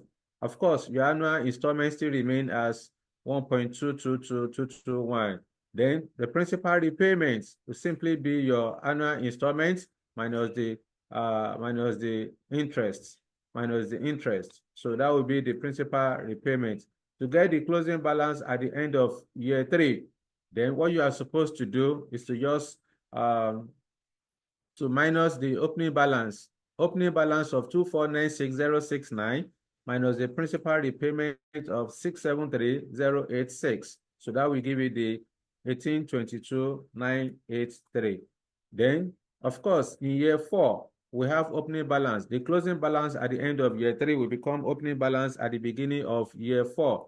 Then you multiply interest rate of 22% on that. That's what produced the 401,056. Then to get the principal repayments, the annual installments of 1222221 minus the interest elements, that will give you the 821,165. Then after this, you need to get the closing balance. The closing balance is the opening balance of 1,822,983 minus the principal repayment of 821,165. That's what produced the 1,01,818 naira. So that's the closing balance at the end of year 4. That will become opening balance at the beginning of year 5. You multiply interest rate of 22%. We have 220,400. This 220,400, you are going to less it from the annual installments to get the principal repayment of 1,01,821. Because of ordinarily, the final principal repayment supposed to be 1,01,818 naira. But due to rounding, that's where we have the difference of 3. That's why we have the difference of 3. So in that case, so this is how to prepare the loan amortization table or loan repayment schedule. This is how to determine the loan repayment schedule. So that's what the examiner wants you to do, and then that's end of the question. So you can just master the formats in case you are asked next time to prepare loan amortization schedule or loan repayment schedule, whichever one is the same thing. All right. So that is as per that. That is as per that. Then, yes, let me know. Yes, Ufoman, talk to me. So what about if the repayment is done or the interest is done at the beginning of the year or in arrears? If it is done in arrears or at the beginning of the year, so you are less concerned with that. The interest will be paid at the end of the year. Whether it is at the beginning, just do interest for each year. You are not discounting here. All right. So you are not discounting. What you are doing here is just to prepare your amortization table. You want to know how much to use specific amount you are going to be paying on a yearly basis that will cover both the principal as well as the interest. So that is the essence of the loan repayment schedule. So this one has nothing to do with present value. All right. So it is only when you want to determine present value, you now consider the lag, whether it's in arrears or in the current year. So that one will not apply here. Okay, Ufoman. No, I mean when the repayment, it's as if this repayment is done at the end of the year. If repayment is done at the beginning of the year, it's as if there is a different format. It doesn't make any difference. Payments, what I'm trying to explain to you is that every interest is for the interest for you are going to pay for each year, whether it's at the beginning, whether you pay the interest at the beginning or at the end of the year. What is important is the interest for each year, specific. All right. So interest for each year, that's what you are going to consider, whether it is beginning or at the end. What is important is that interest for each year is what you need to consider. All right. So you are not much, whether you are paying in a year at the beginning or you are paying at the end of the year, it has nothing to do with, there is nothing like, it's a format. It's a format that you just have to use.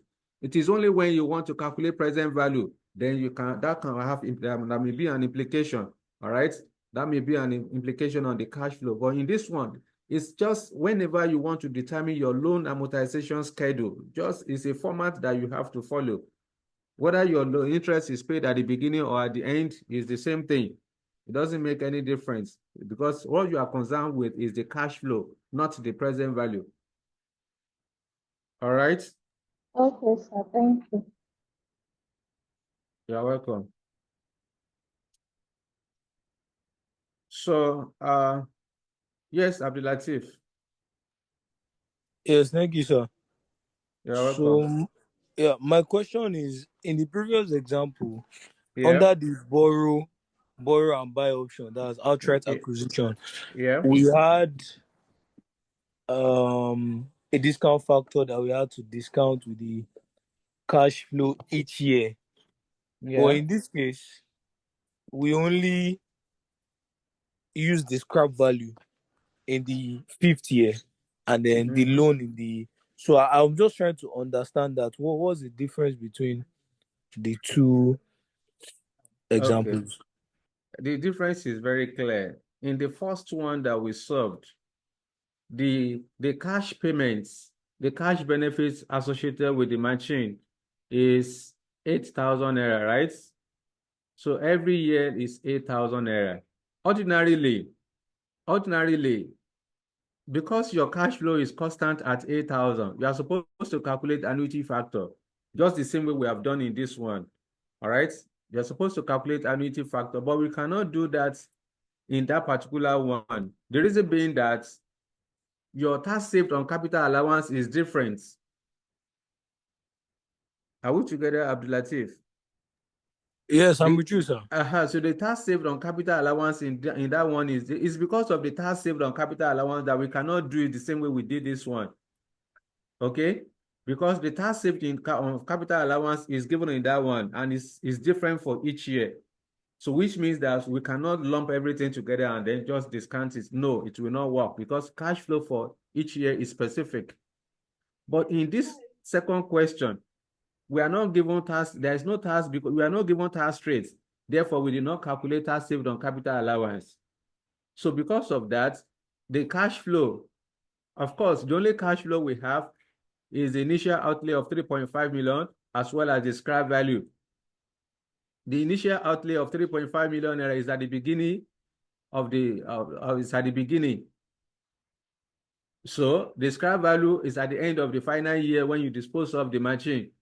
So this one is different from the other from the first one that we solved. Okay. So it all depends on the scenario of the or on the information given in the question that will tell you how to do it. All right. And that's why you have to expose yourself because you don't know where examiner will come out to you. Okay. Okay, that works, sir. Thank you. Yeah. You're welcome. So, yes, Lekon, go ahead. Sorry, sir.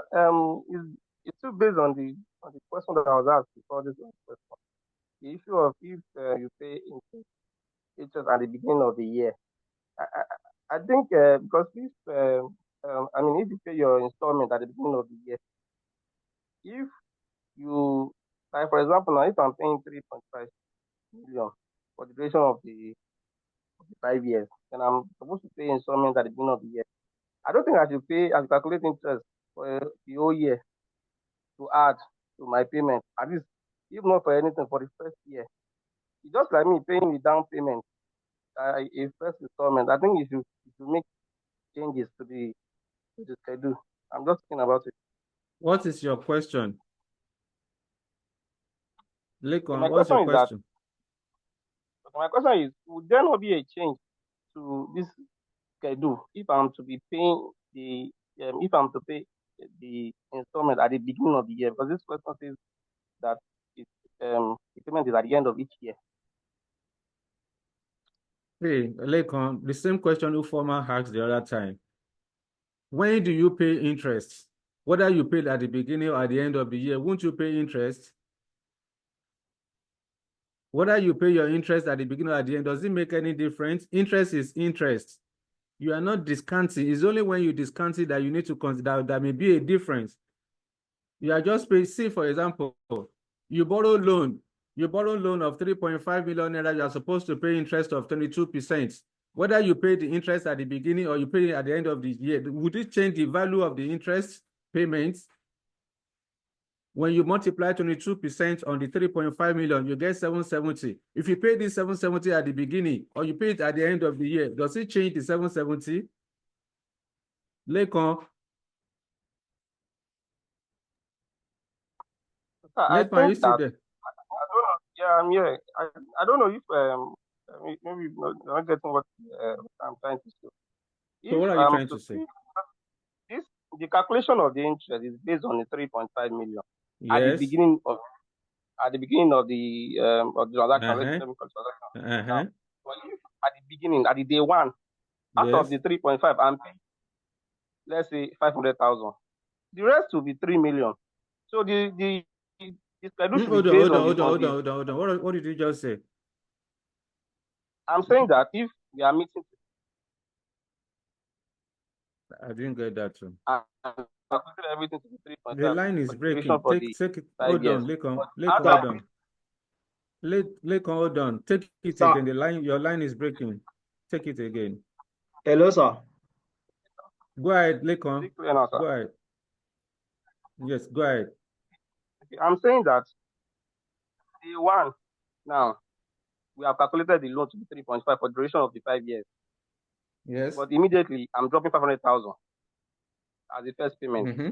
I'm saying who's Mm-hmm. it alter the schedule to be That is you are the paying. total That money means you are. that will pay down. It's a different scenario, Lekon. It's a different scenario. You just mentioned it that you're paying the deposit of 500,000 out of the 3.5.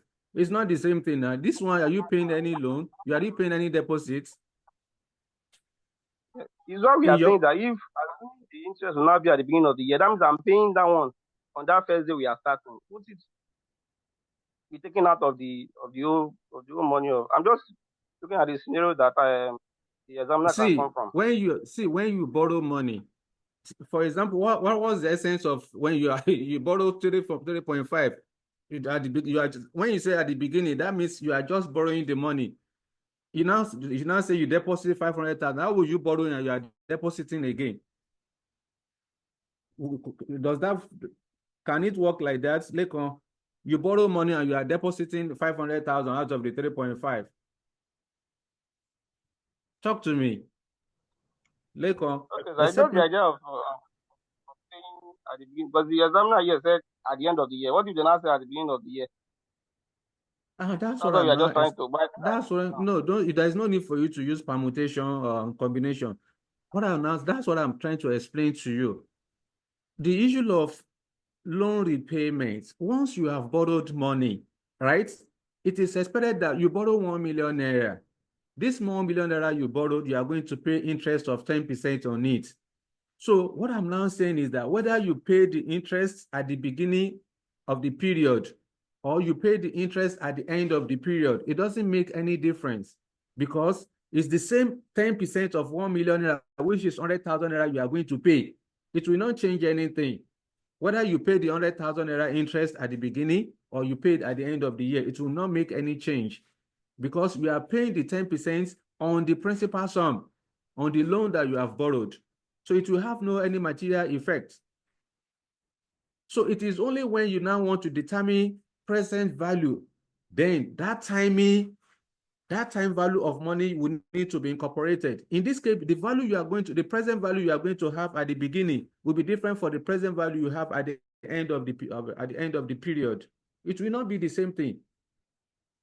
But if there is no impact of time value of money, just calculate the interest element, all right? It will not have any material change. Whether you are paying it at the beginning or you are paying at the end of the year, it's still the same thing. It will not change. Yes. Hamid, talk to me. You raised hand before Sam. Yes, sir. Apologies, sir. Please, I want to corroborate with what Lekan and Ifeoma is asking. Yep.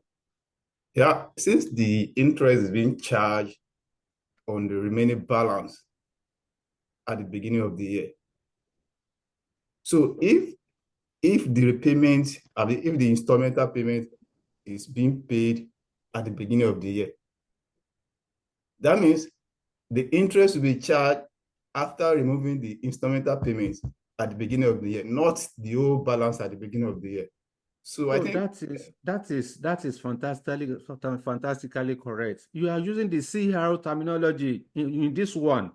you are not paying particular attention to what I'm telling you. You are using the concept of the corporate reporting to discuss this in finance.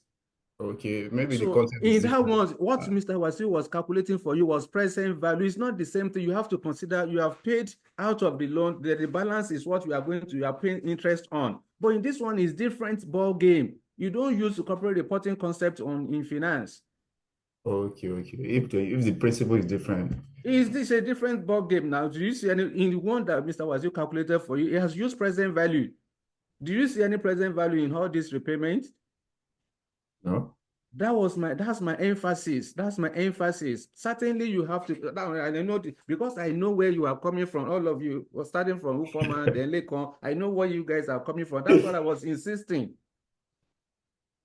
So the concept of that, of course, you have to apply the principle the way it is in IFRS. But this one has to do with repayment schedule in finance. Is different from that one. Do you get it? So this one is so the focus here is that just determine how much do you want to borrow. You want to borrow 3.5 million naira. How much interest are you borrowing? Are you paying on that? 22%. Okay. In first year, you are going to pay interest of 770. So you are not paying interest on the, of course, so it will be on the, so you can see now, even at that, as you are moving to second year, you see that you are not paying interest on the original sum again. It's on the balance that you have. It's on the balance of 30 for the second year, for example, 3,047,789 naira. That's the balance you are paying the 22, not on the original principal again. And that's what we are saying, that balance in that year two now, which is 3,047,000,000. If you are paying repayment at the Interest. beginning of the year, that means we are going to remove that repayment from 3,047,000 something before charging interest on it. Okay, so all you are saying now is that okay, you remove the interest, like I mentioned to you, that is the We're actually saying the same thing. Yeah. That is the concept of the corporate reporting. Okay. Follow the one I'm telling you now in SFM. Okay, sir. So that you don't go and make mistakes. If you see this kind of a thing on the day of your exam, so that you don't go and be applying see how a concept in finance, right? Please, there are two different things. All right. Right, because in corporate reporting, there is a specific treatment of, I think it's IFRS 16 leases. Yes. So there's a specific treatment for that. It's different from loan repayments under finance. So don't go and mix the two together. Okay, then. Yes. Let me see if we can have one more illustration. It's basically we have done what we need to do under this, except that you just want to flesh it up. It's the same thing. No, let me see. This one has to do with yes, Samuel. I've forgotten. Yes, raise and talk to me, Sam. Hello, sir. Yes, talk to me. Although you have already answered the question, it's still concerning on what Mr. Leko is saying. Okay. You have already answered it. I believe he's referring to the standard system FRS for lease, because it's only on lease that you can be able to pay your repayment in advance. Even in real life, it's not practicable that you should take a loan today and you start paying the repayment today. Invariably, you would have just take the actual amount you want to use. So even in a CR, for a loan, you can't just pay in advance, but in lease is applicable according to FRS 16. So you deduct the amount you pay in advance, then charge your interest on the balance. You are correct. Thanks for bringing that up. Yes. Okay. So you can just go to the yes, Mr. Robert, talk to me. I'm missing something, whether it's rust, I don't know now. Now that's this calculation we just did where we compared borrow and acquire and lease option, then eventually we opted for lease. Now the lease sum is 1 million over a period of 5 years. Then we calculated the present value of that. Okay. Then for the acquisition, we checked the costs of the asset and the scrap value, calculated the present value. Now, Yes. the interest costs at 22%. Yep. If I'm borrowing and buying, one would have thought that I will factor it in calculating what that cost is if I am borrowing and buying. Because if we're looking at just the loan amounts, scrap value, the cost of Yep. this loan, that cost, which is quite heavy at 22%, is not in this schedule. Is it that the discount factor covers it? And if it covers it, I'm just wondering where it's reflected here. What I'm seeing here No, is just the principal amount and the scrap value. So no, I'm missing something then. you are not missing anything. You recall that when I was explaining it, for each method of financing, there are specific components that must be there, isn't it? So interest is not part of the component of outright acquisition. What you are supposed to have there is the initial cost of the assets, the tax saved, on capital allowance, as well as the scrap value or disposal value at the end of the useful life of the asset. Those are the three components that must be there. You don't factor in interest when you are computing the PV of cost under outright acquisition. You don't factor in interest. Okay? Mr. Roberts? Yes, I'm here. Thanks. Thank you. Yeah. All right. So let me just, for those of you that are asking for the future of finance and operating lease the other time, let's just have some understanding of that. So you can just go back to the material, solve as many questions as you have it there so that you can gain more understanding of the concept. However, let's just have a few discussions around what is lease, what are the types of lease, what are the characteristics of lease.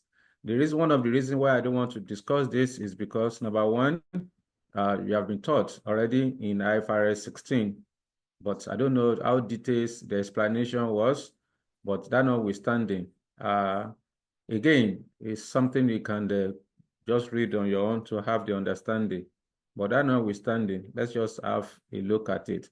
Now, when you talk about lease, of course, one thing is certain as per lease, there must be a contractual agreement between the relevant parties, that is the owner of the assets and then the company that wants to lease the assets.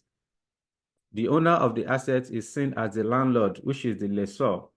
The company that wants to lease the assets is the lessee, which is the tenant in this case. So the lease agreements, of course, when you say lease, it's a contractual agreement between the two parties, that is the lessee and the lessor, whereby the lessor will grant the use of the leased asset to the lessee.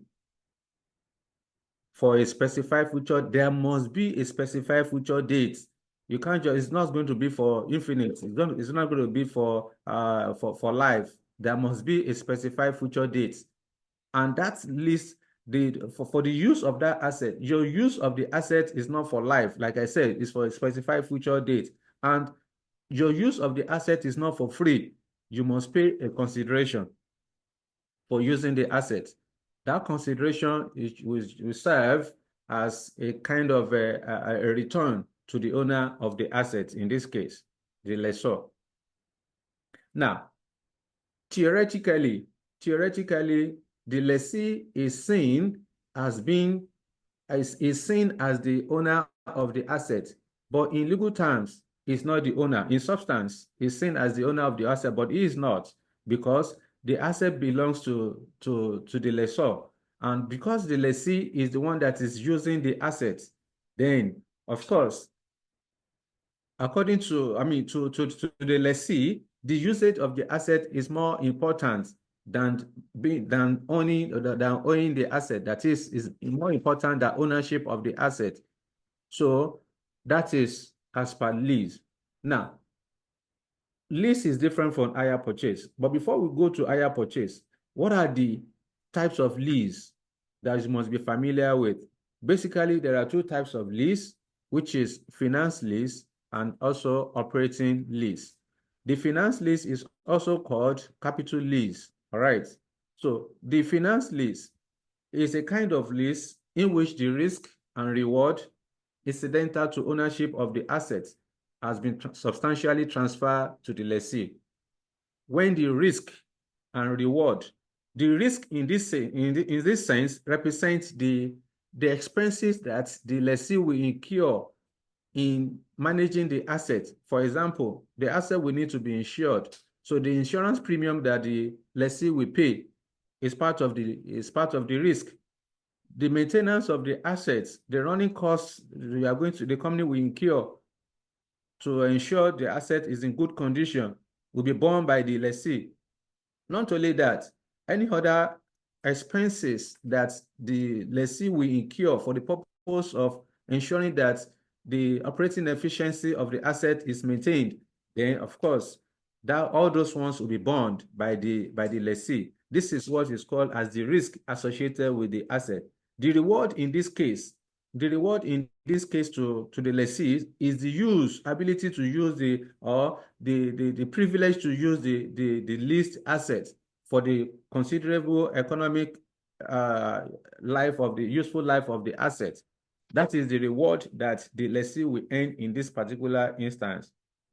So as far as finance or capital lease is concerned, the risk and reward incidental to ownership of the leased asset are substantially transferred to the lessee by the lessor.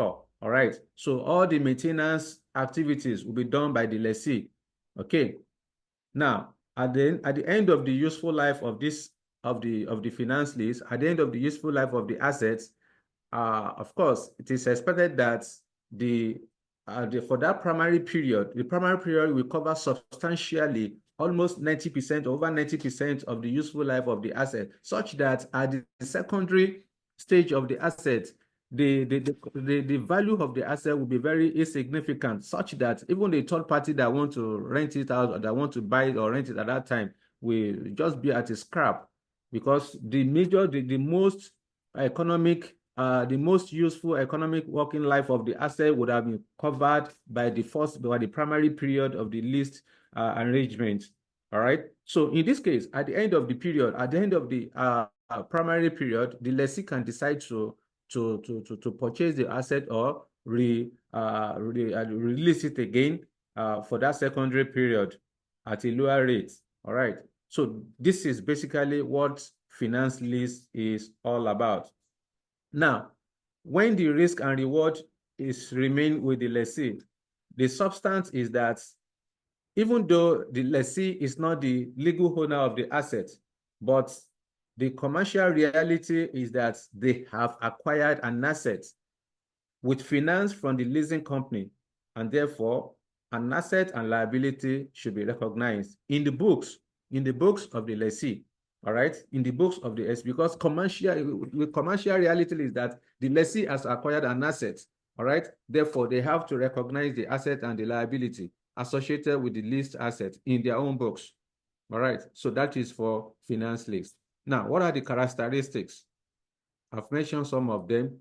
Number one is that the risk and reward of ownership incidental to the assets remains with the lessee. All right, it's transferred to the lessee.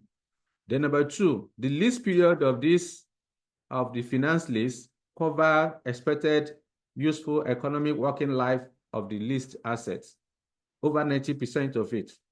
All right, so it's different from operating lease. Then what are the accounting treatment of finance lease?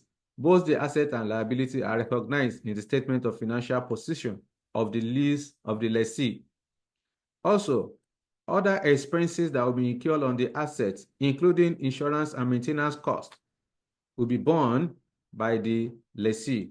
All right, will be borne by the lessee.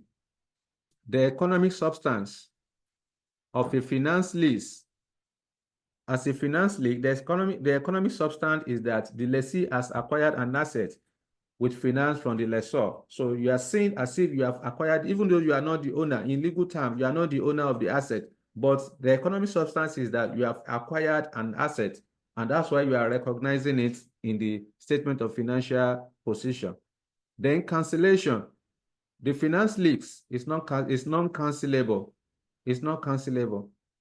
And if it is eventually cancelled, then the lessor must be paid consistent with the lease agreement, because the lease agreement would have expressly stated the responsibility of both parties, what A can do, and what B can do, what A cannot do, what B cannot do.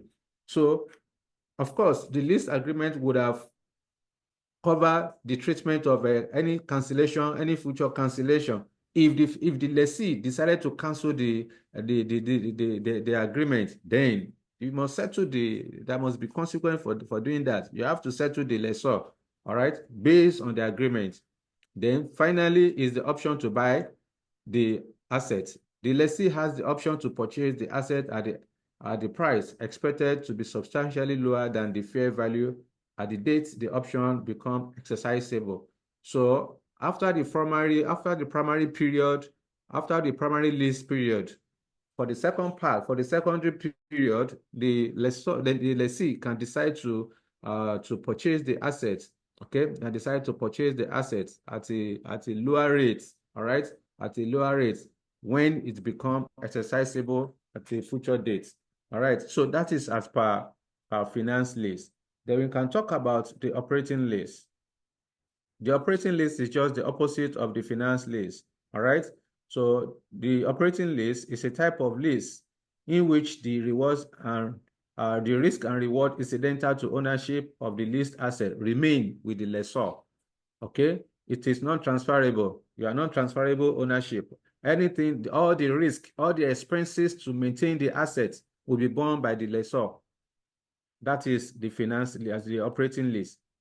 The expenses like insurance, all the maintenance costs, the cost of running running the asset and all of that, everything must be borne by the lessor. That is a operating lease. You can see the difference between the two. In the first one, finance lease, the risk and reward incidental to ownership of the leased assets will be transferred to the lessee. In the operating lease, the risk and reward incidental to ownership will remain with the lessor. Okay, all the expenses will be borne by the lessor if it is operating lease. All the expenses associated with the asset will be borne by the lessee if it is a capital or operating or finance lease. So that now this for the operating lease, this type of lease does not cover the expected useful economic working life of the asset, so that at the end of the lease period, the lessor can lease the asset to a third party for consideration. If the lessor sees a third party that is interested in the asset that can pay a higher sum of money, the lessor can give it to another person, because the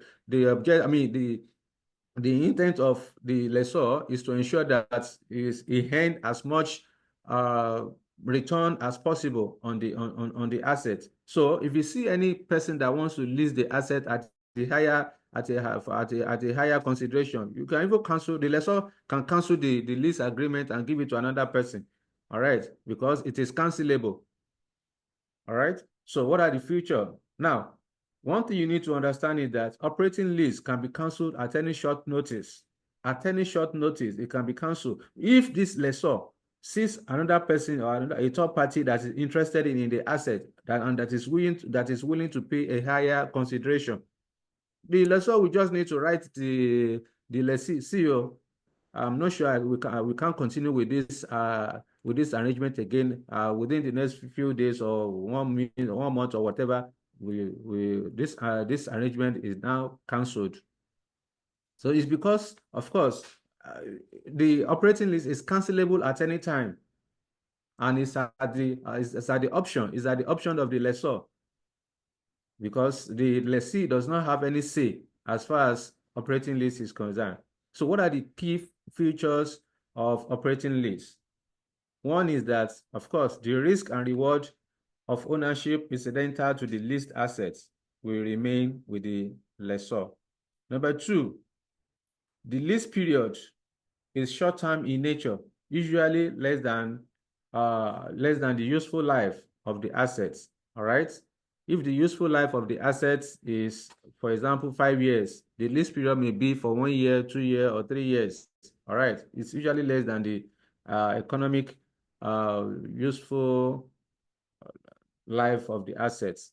Then number 3 is the treatment of operating lease in the balance sheet or in the statement of financial position.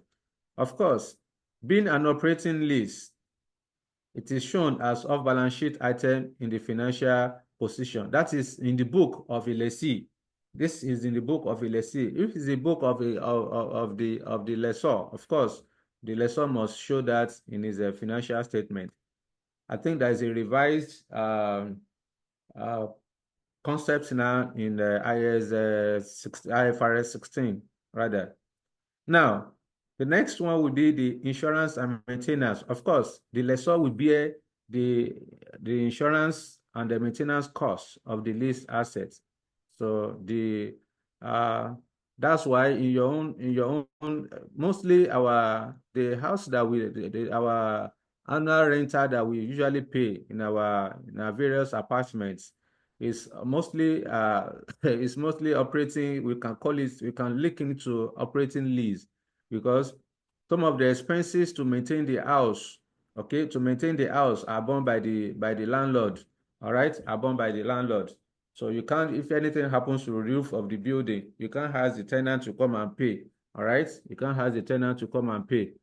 So, but for if the asset is leased under a finance arrangement, under a finance lease arrangement, of course, the tenants will be the one to maintain, because the lease period will usually be longer.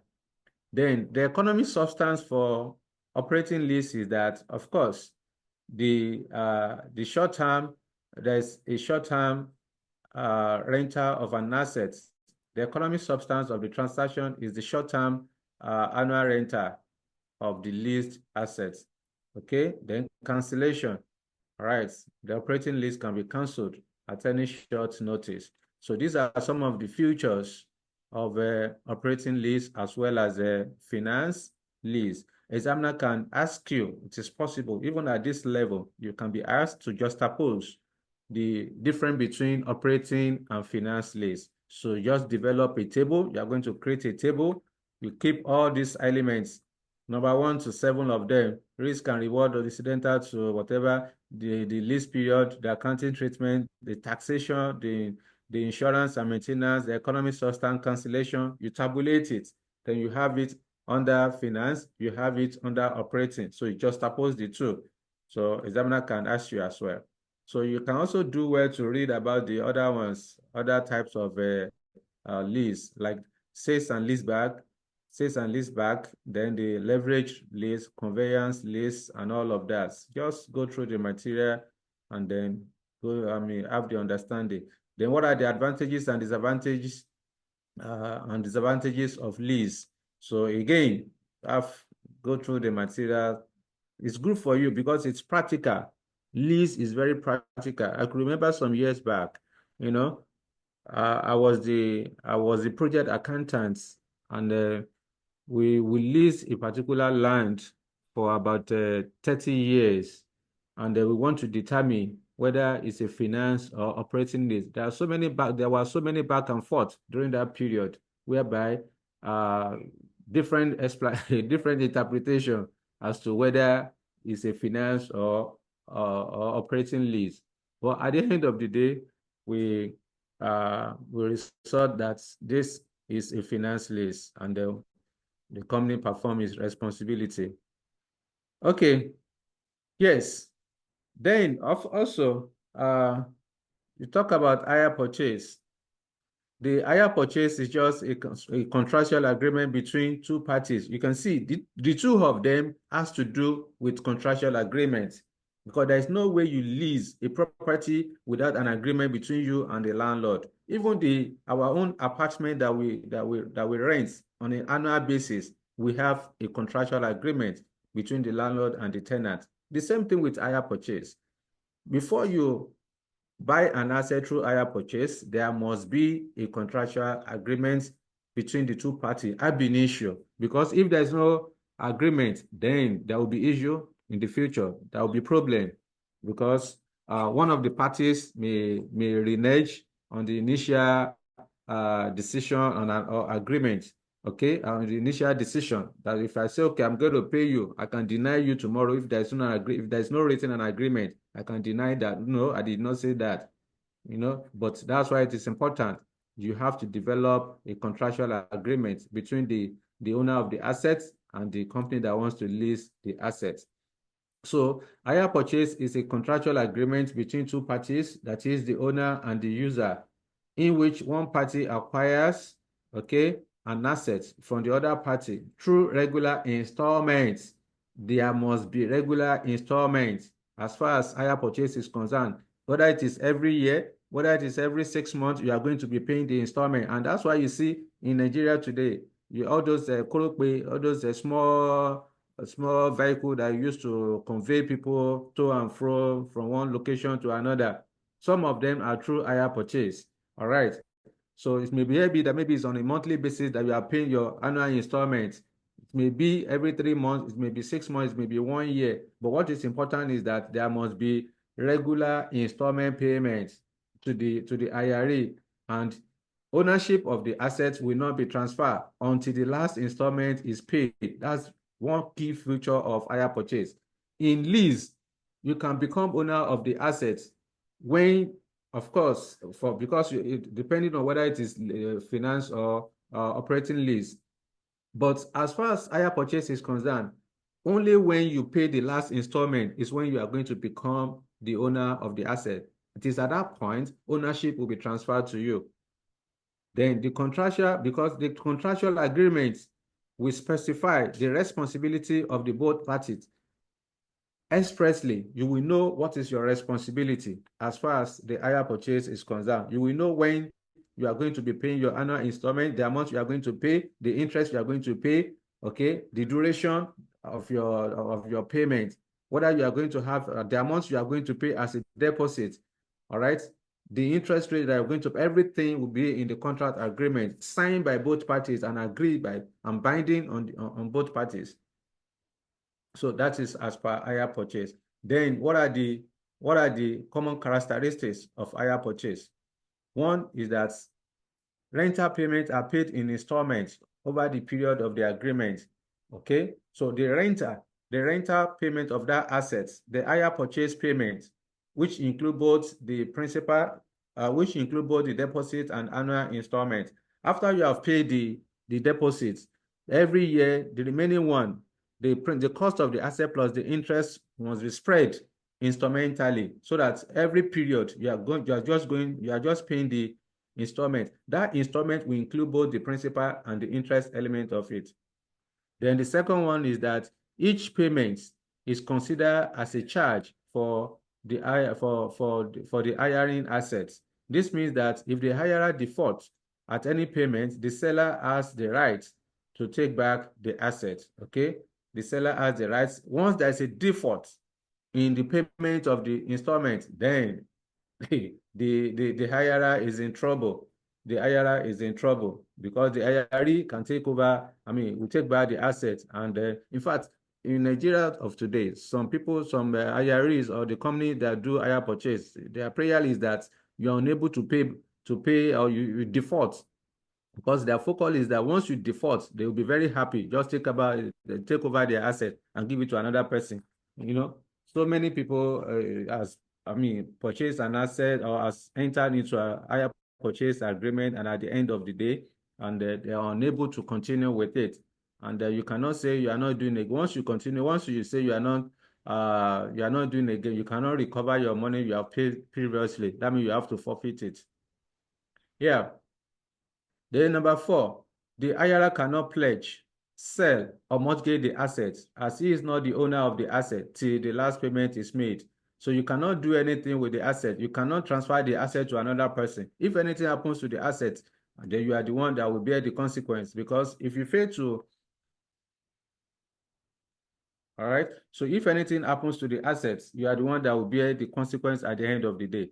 Then the next one, of course, You also need to, the hirer makes an initial deposit. I've talked about that before delivery. Before you take out the asset from the hire purchase company's office, you must pay a deposit. You can never take out the asset without paying a deposit. That's then another feature is that the frequency of the installment may be annual. I've already explained this one earlier on. So these are just some of the features of hire purchase arrangement. Please do well to go through the material and have practical understanding of hire purchase. They also have advantages and disadvantages, and that will be that for me to you today. Let me know if you have any question for me. Yes, the one of you is asking that we should share the solution. Of course, we are going to share the recording before end of today, by the grace of God. Yes, Ablatif, you raise and talk to me. Yes, thank you, sir. You're welcome. Question one. So we can say hire purchase is a type of lease.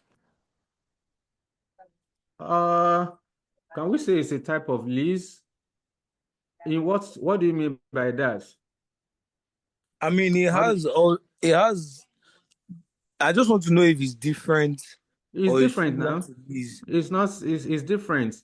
The only thing that is similar to the only thing that is similar between the two of them is that it's a contract. Both of them involve contractual agreements.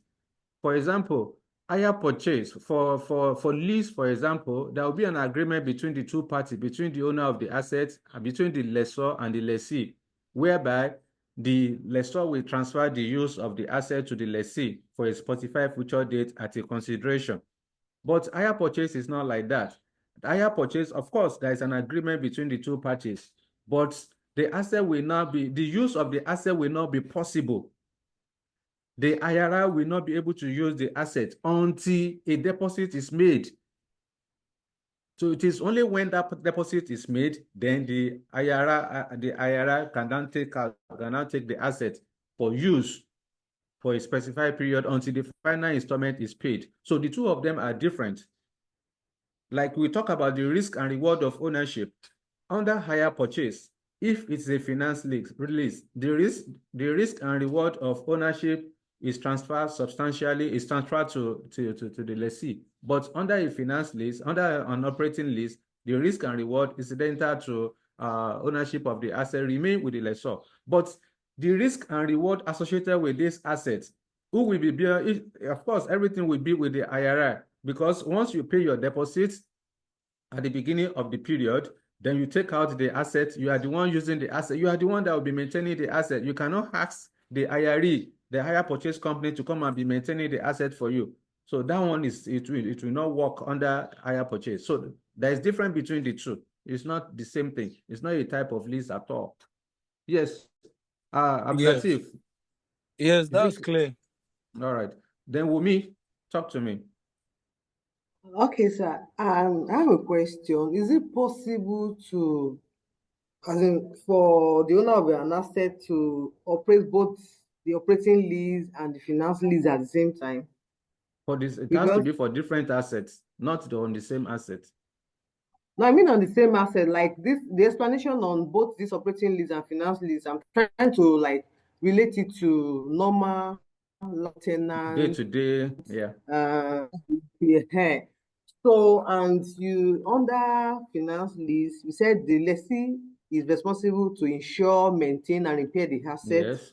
which is common to most tenants, yes. right? Yeah. Then under the finance lease, you said the lessor is responsible for the insurance, maintenance, and repair of the asset. Yes. And also, they can cancel this relationship at any time. That means it can be canceled at short notice.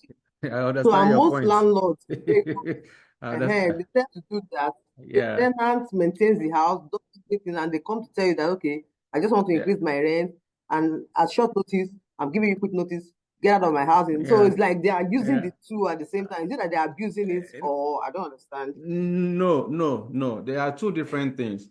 When commonly, what we normally do in Nigeria is, of course, as far as landlord-tenant relationship is concerned, in relation to rental arrangement, It's for short term, and it's an operating lease. For example, if you want to call it a lease, an operating lease can't be a finance lease because the period of your rent is just for 1 year. In your lease agreement, will show that this is for 1 year, maximum 2 years. In fact, government has said you cannot collect rent more than 2 years, more than 1 year. So if you do 2 years, that means you are against the law. So it is purely our rental arrangement between tenant and the landlord is purely operating lease. But when it comes to company, then in most cases that one is on a lease, is on a finance lease. For example, a property can be leased for 10 years, 5 years, 30 years, like I mentioned to you the other time. I've worked with a company before whereby we lease properties. In fact, the building that the companies are using to operate the day-to-day activities are leased from the landlord, which is another company, for an extended period of years. So that one we cannot say is it's a finance lease, because all the employees of the company, over 1,000, they are residing, they are working daily in that particular building.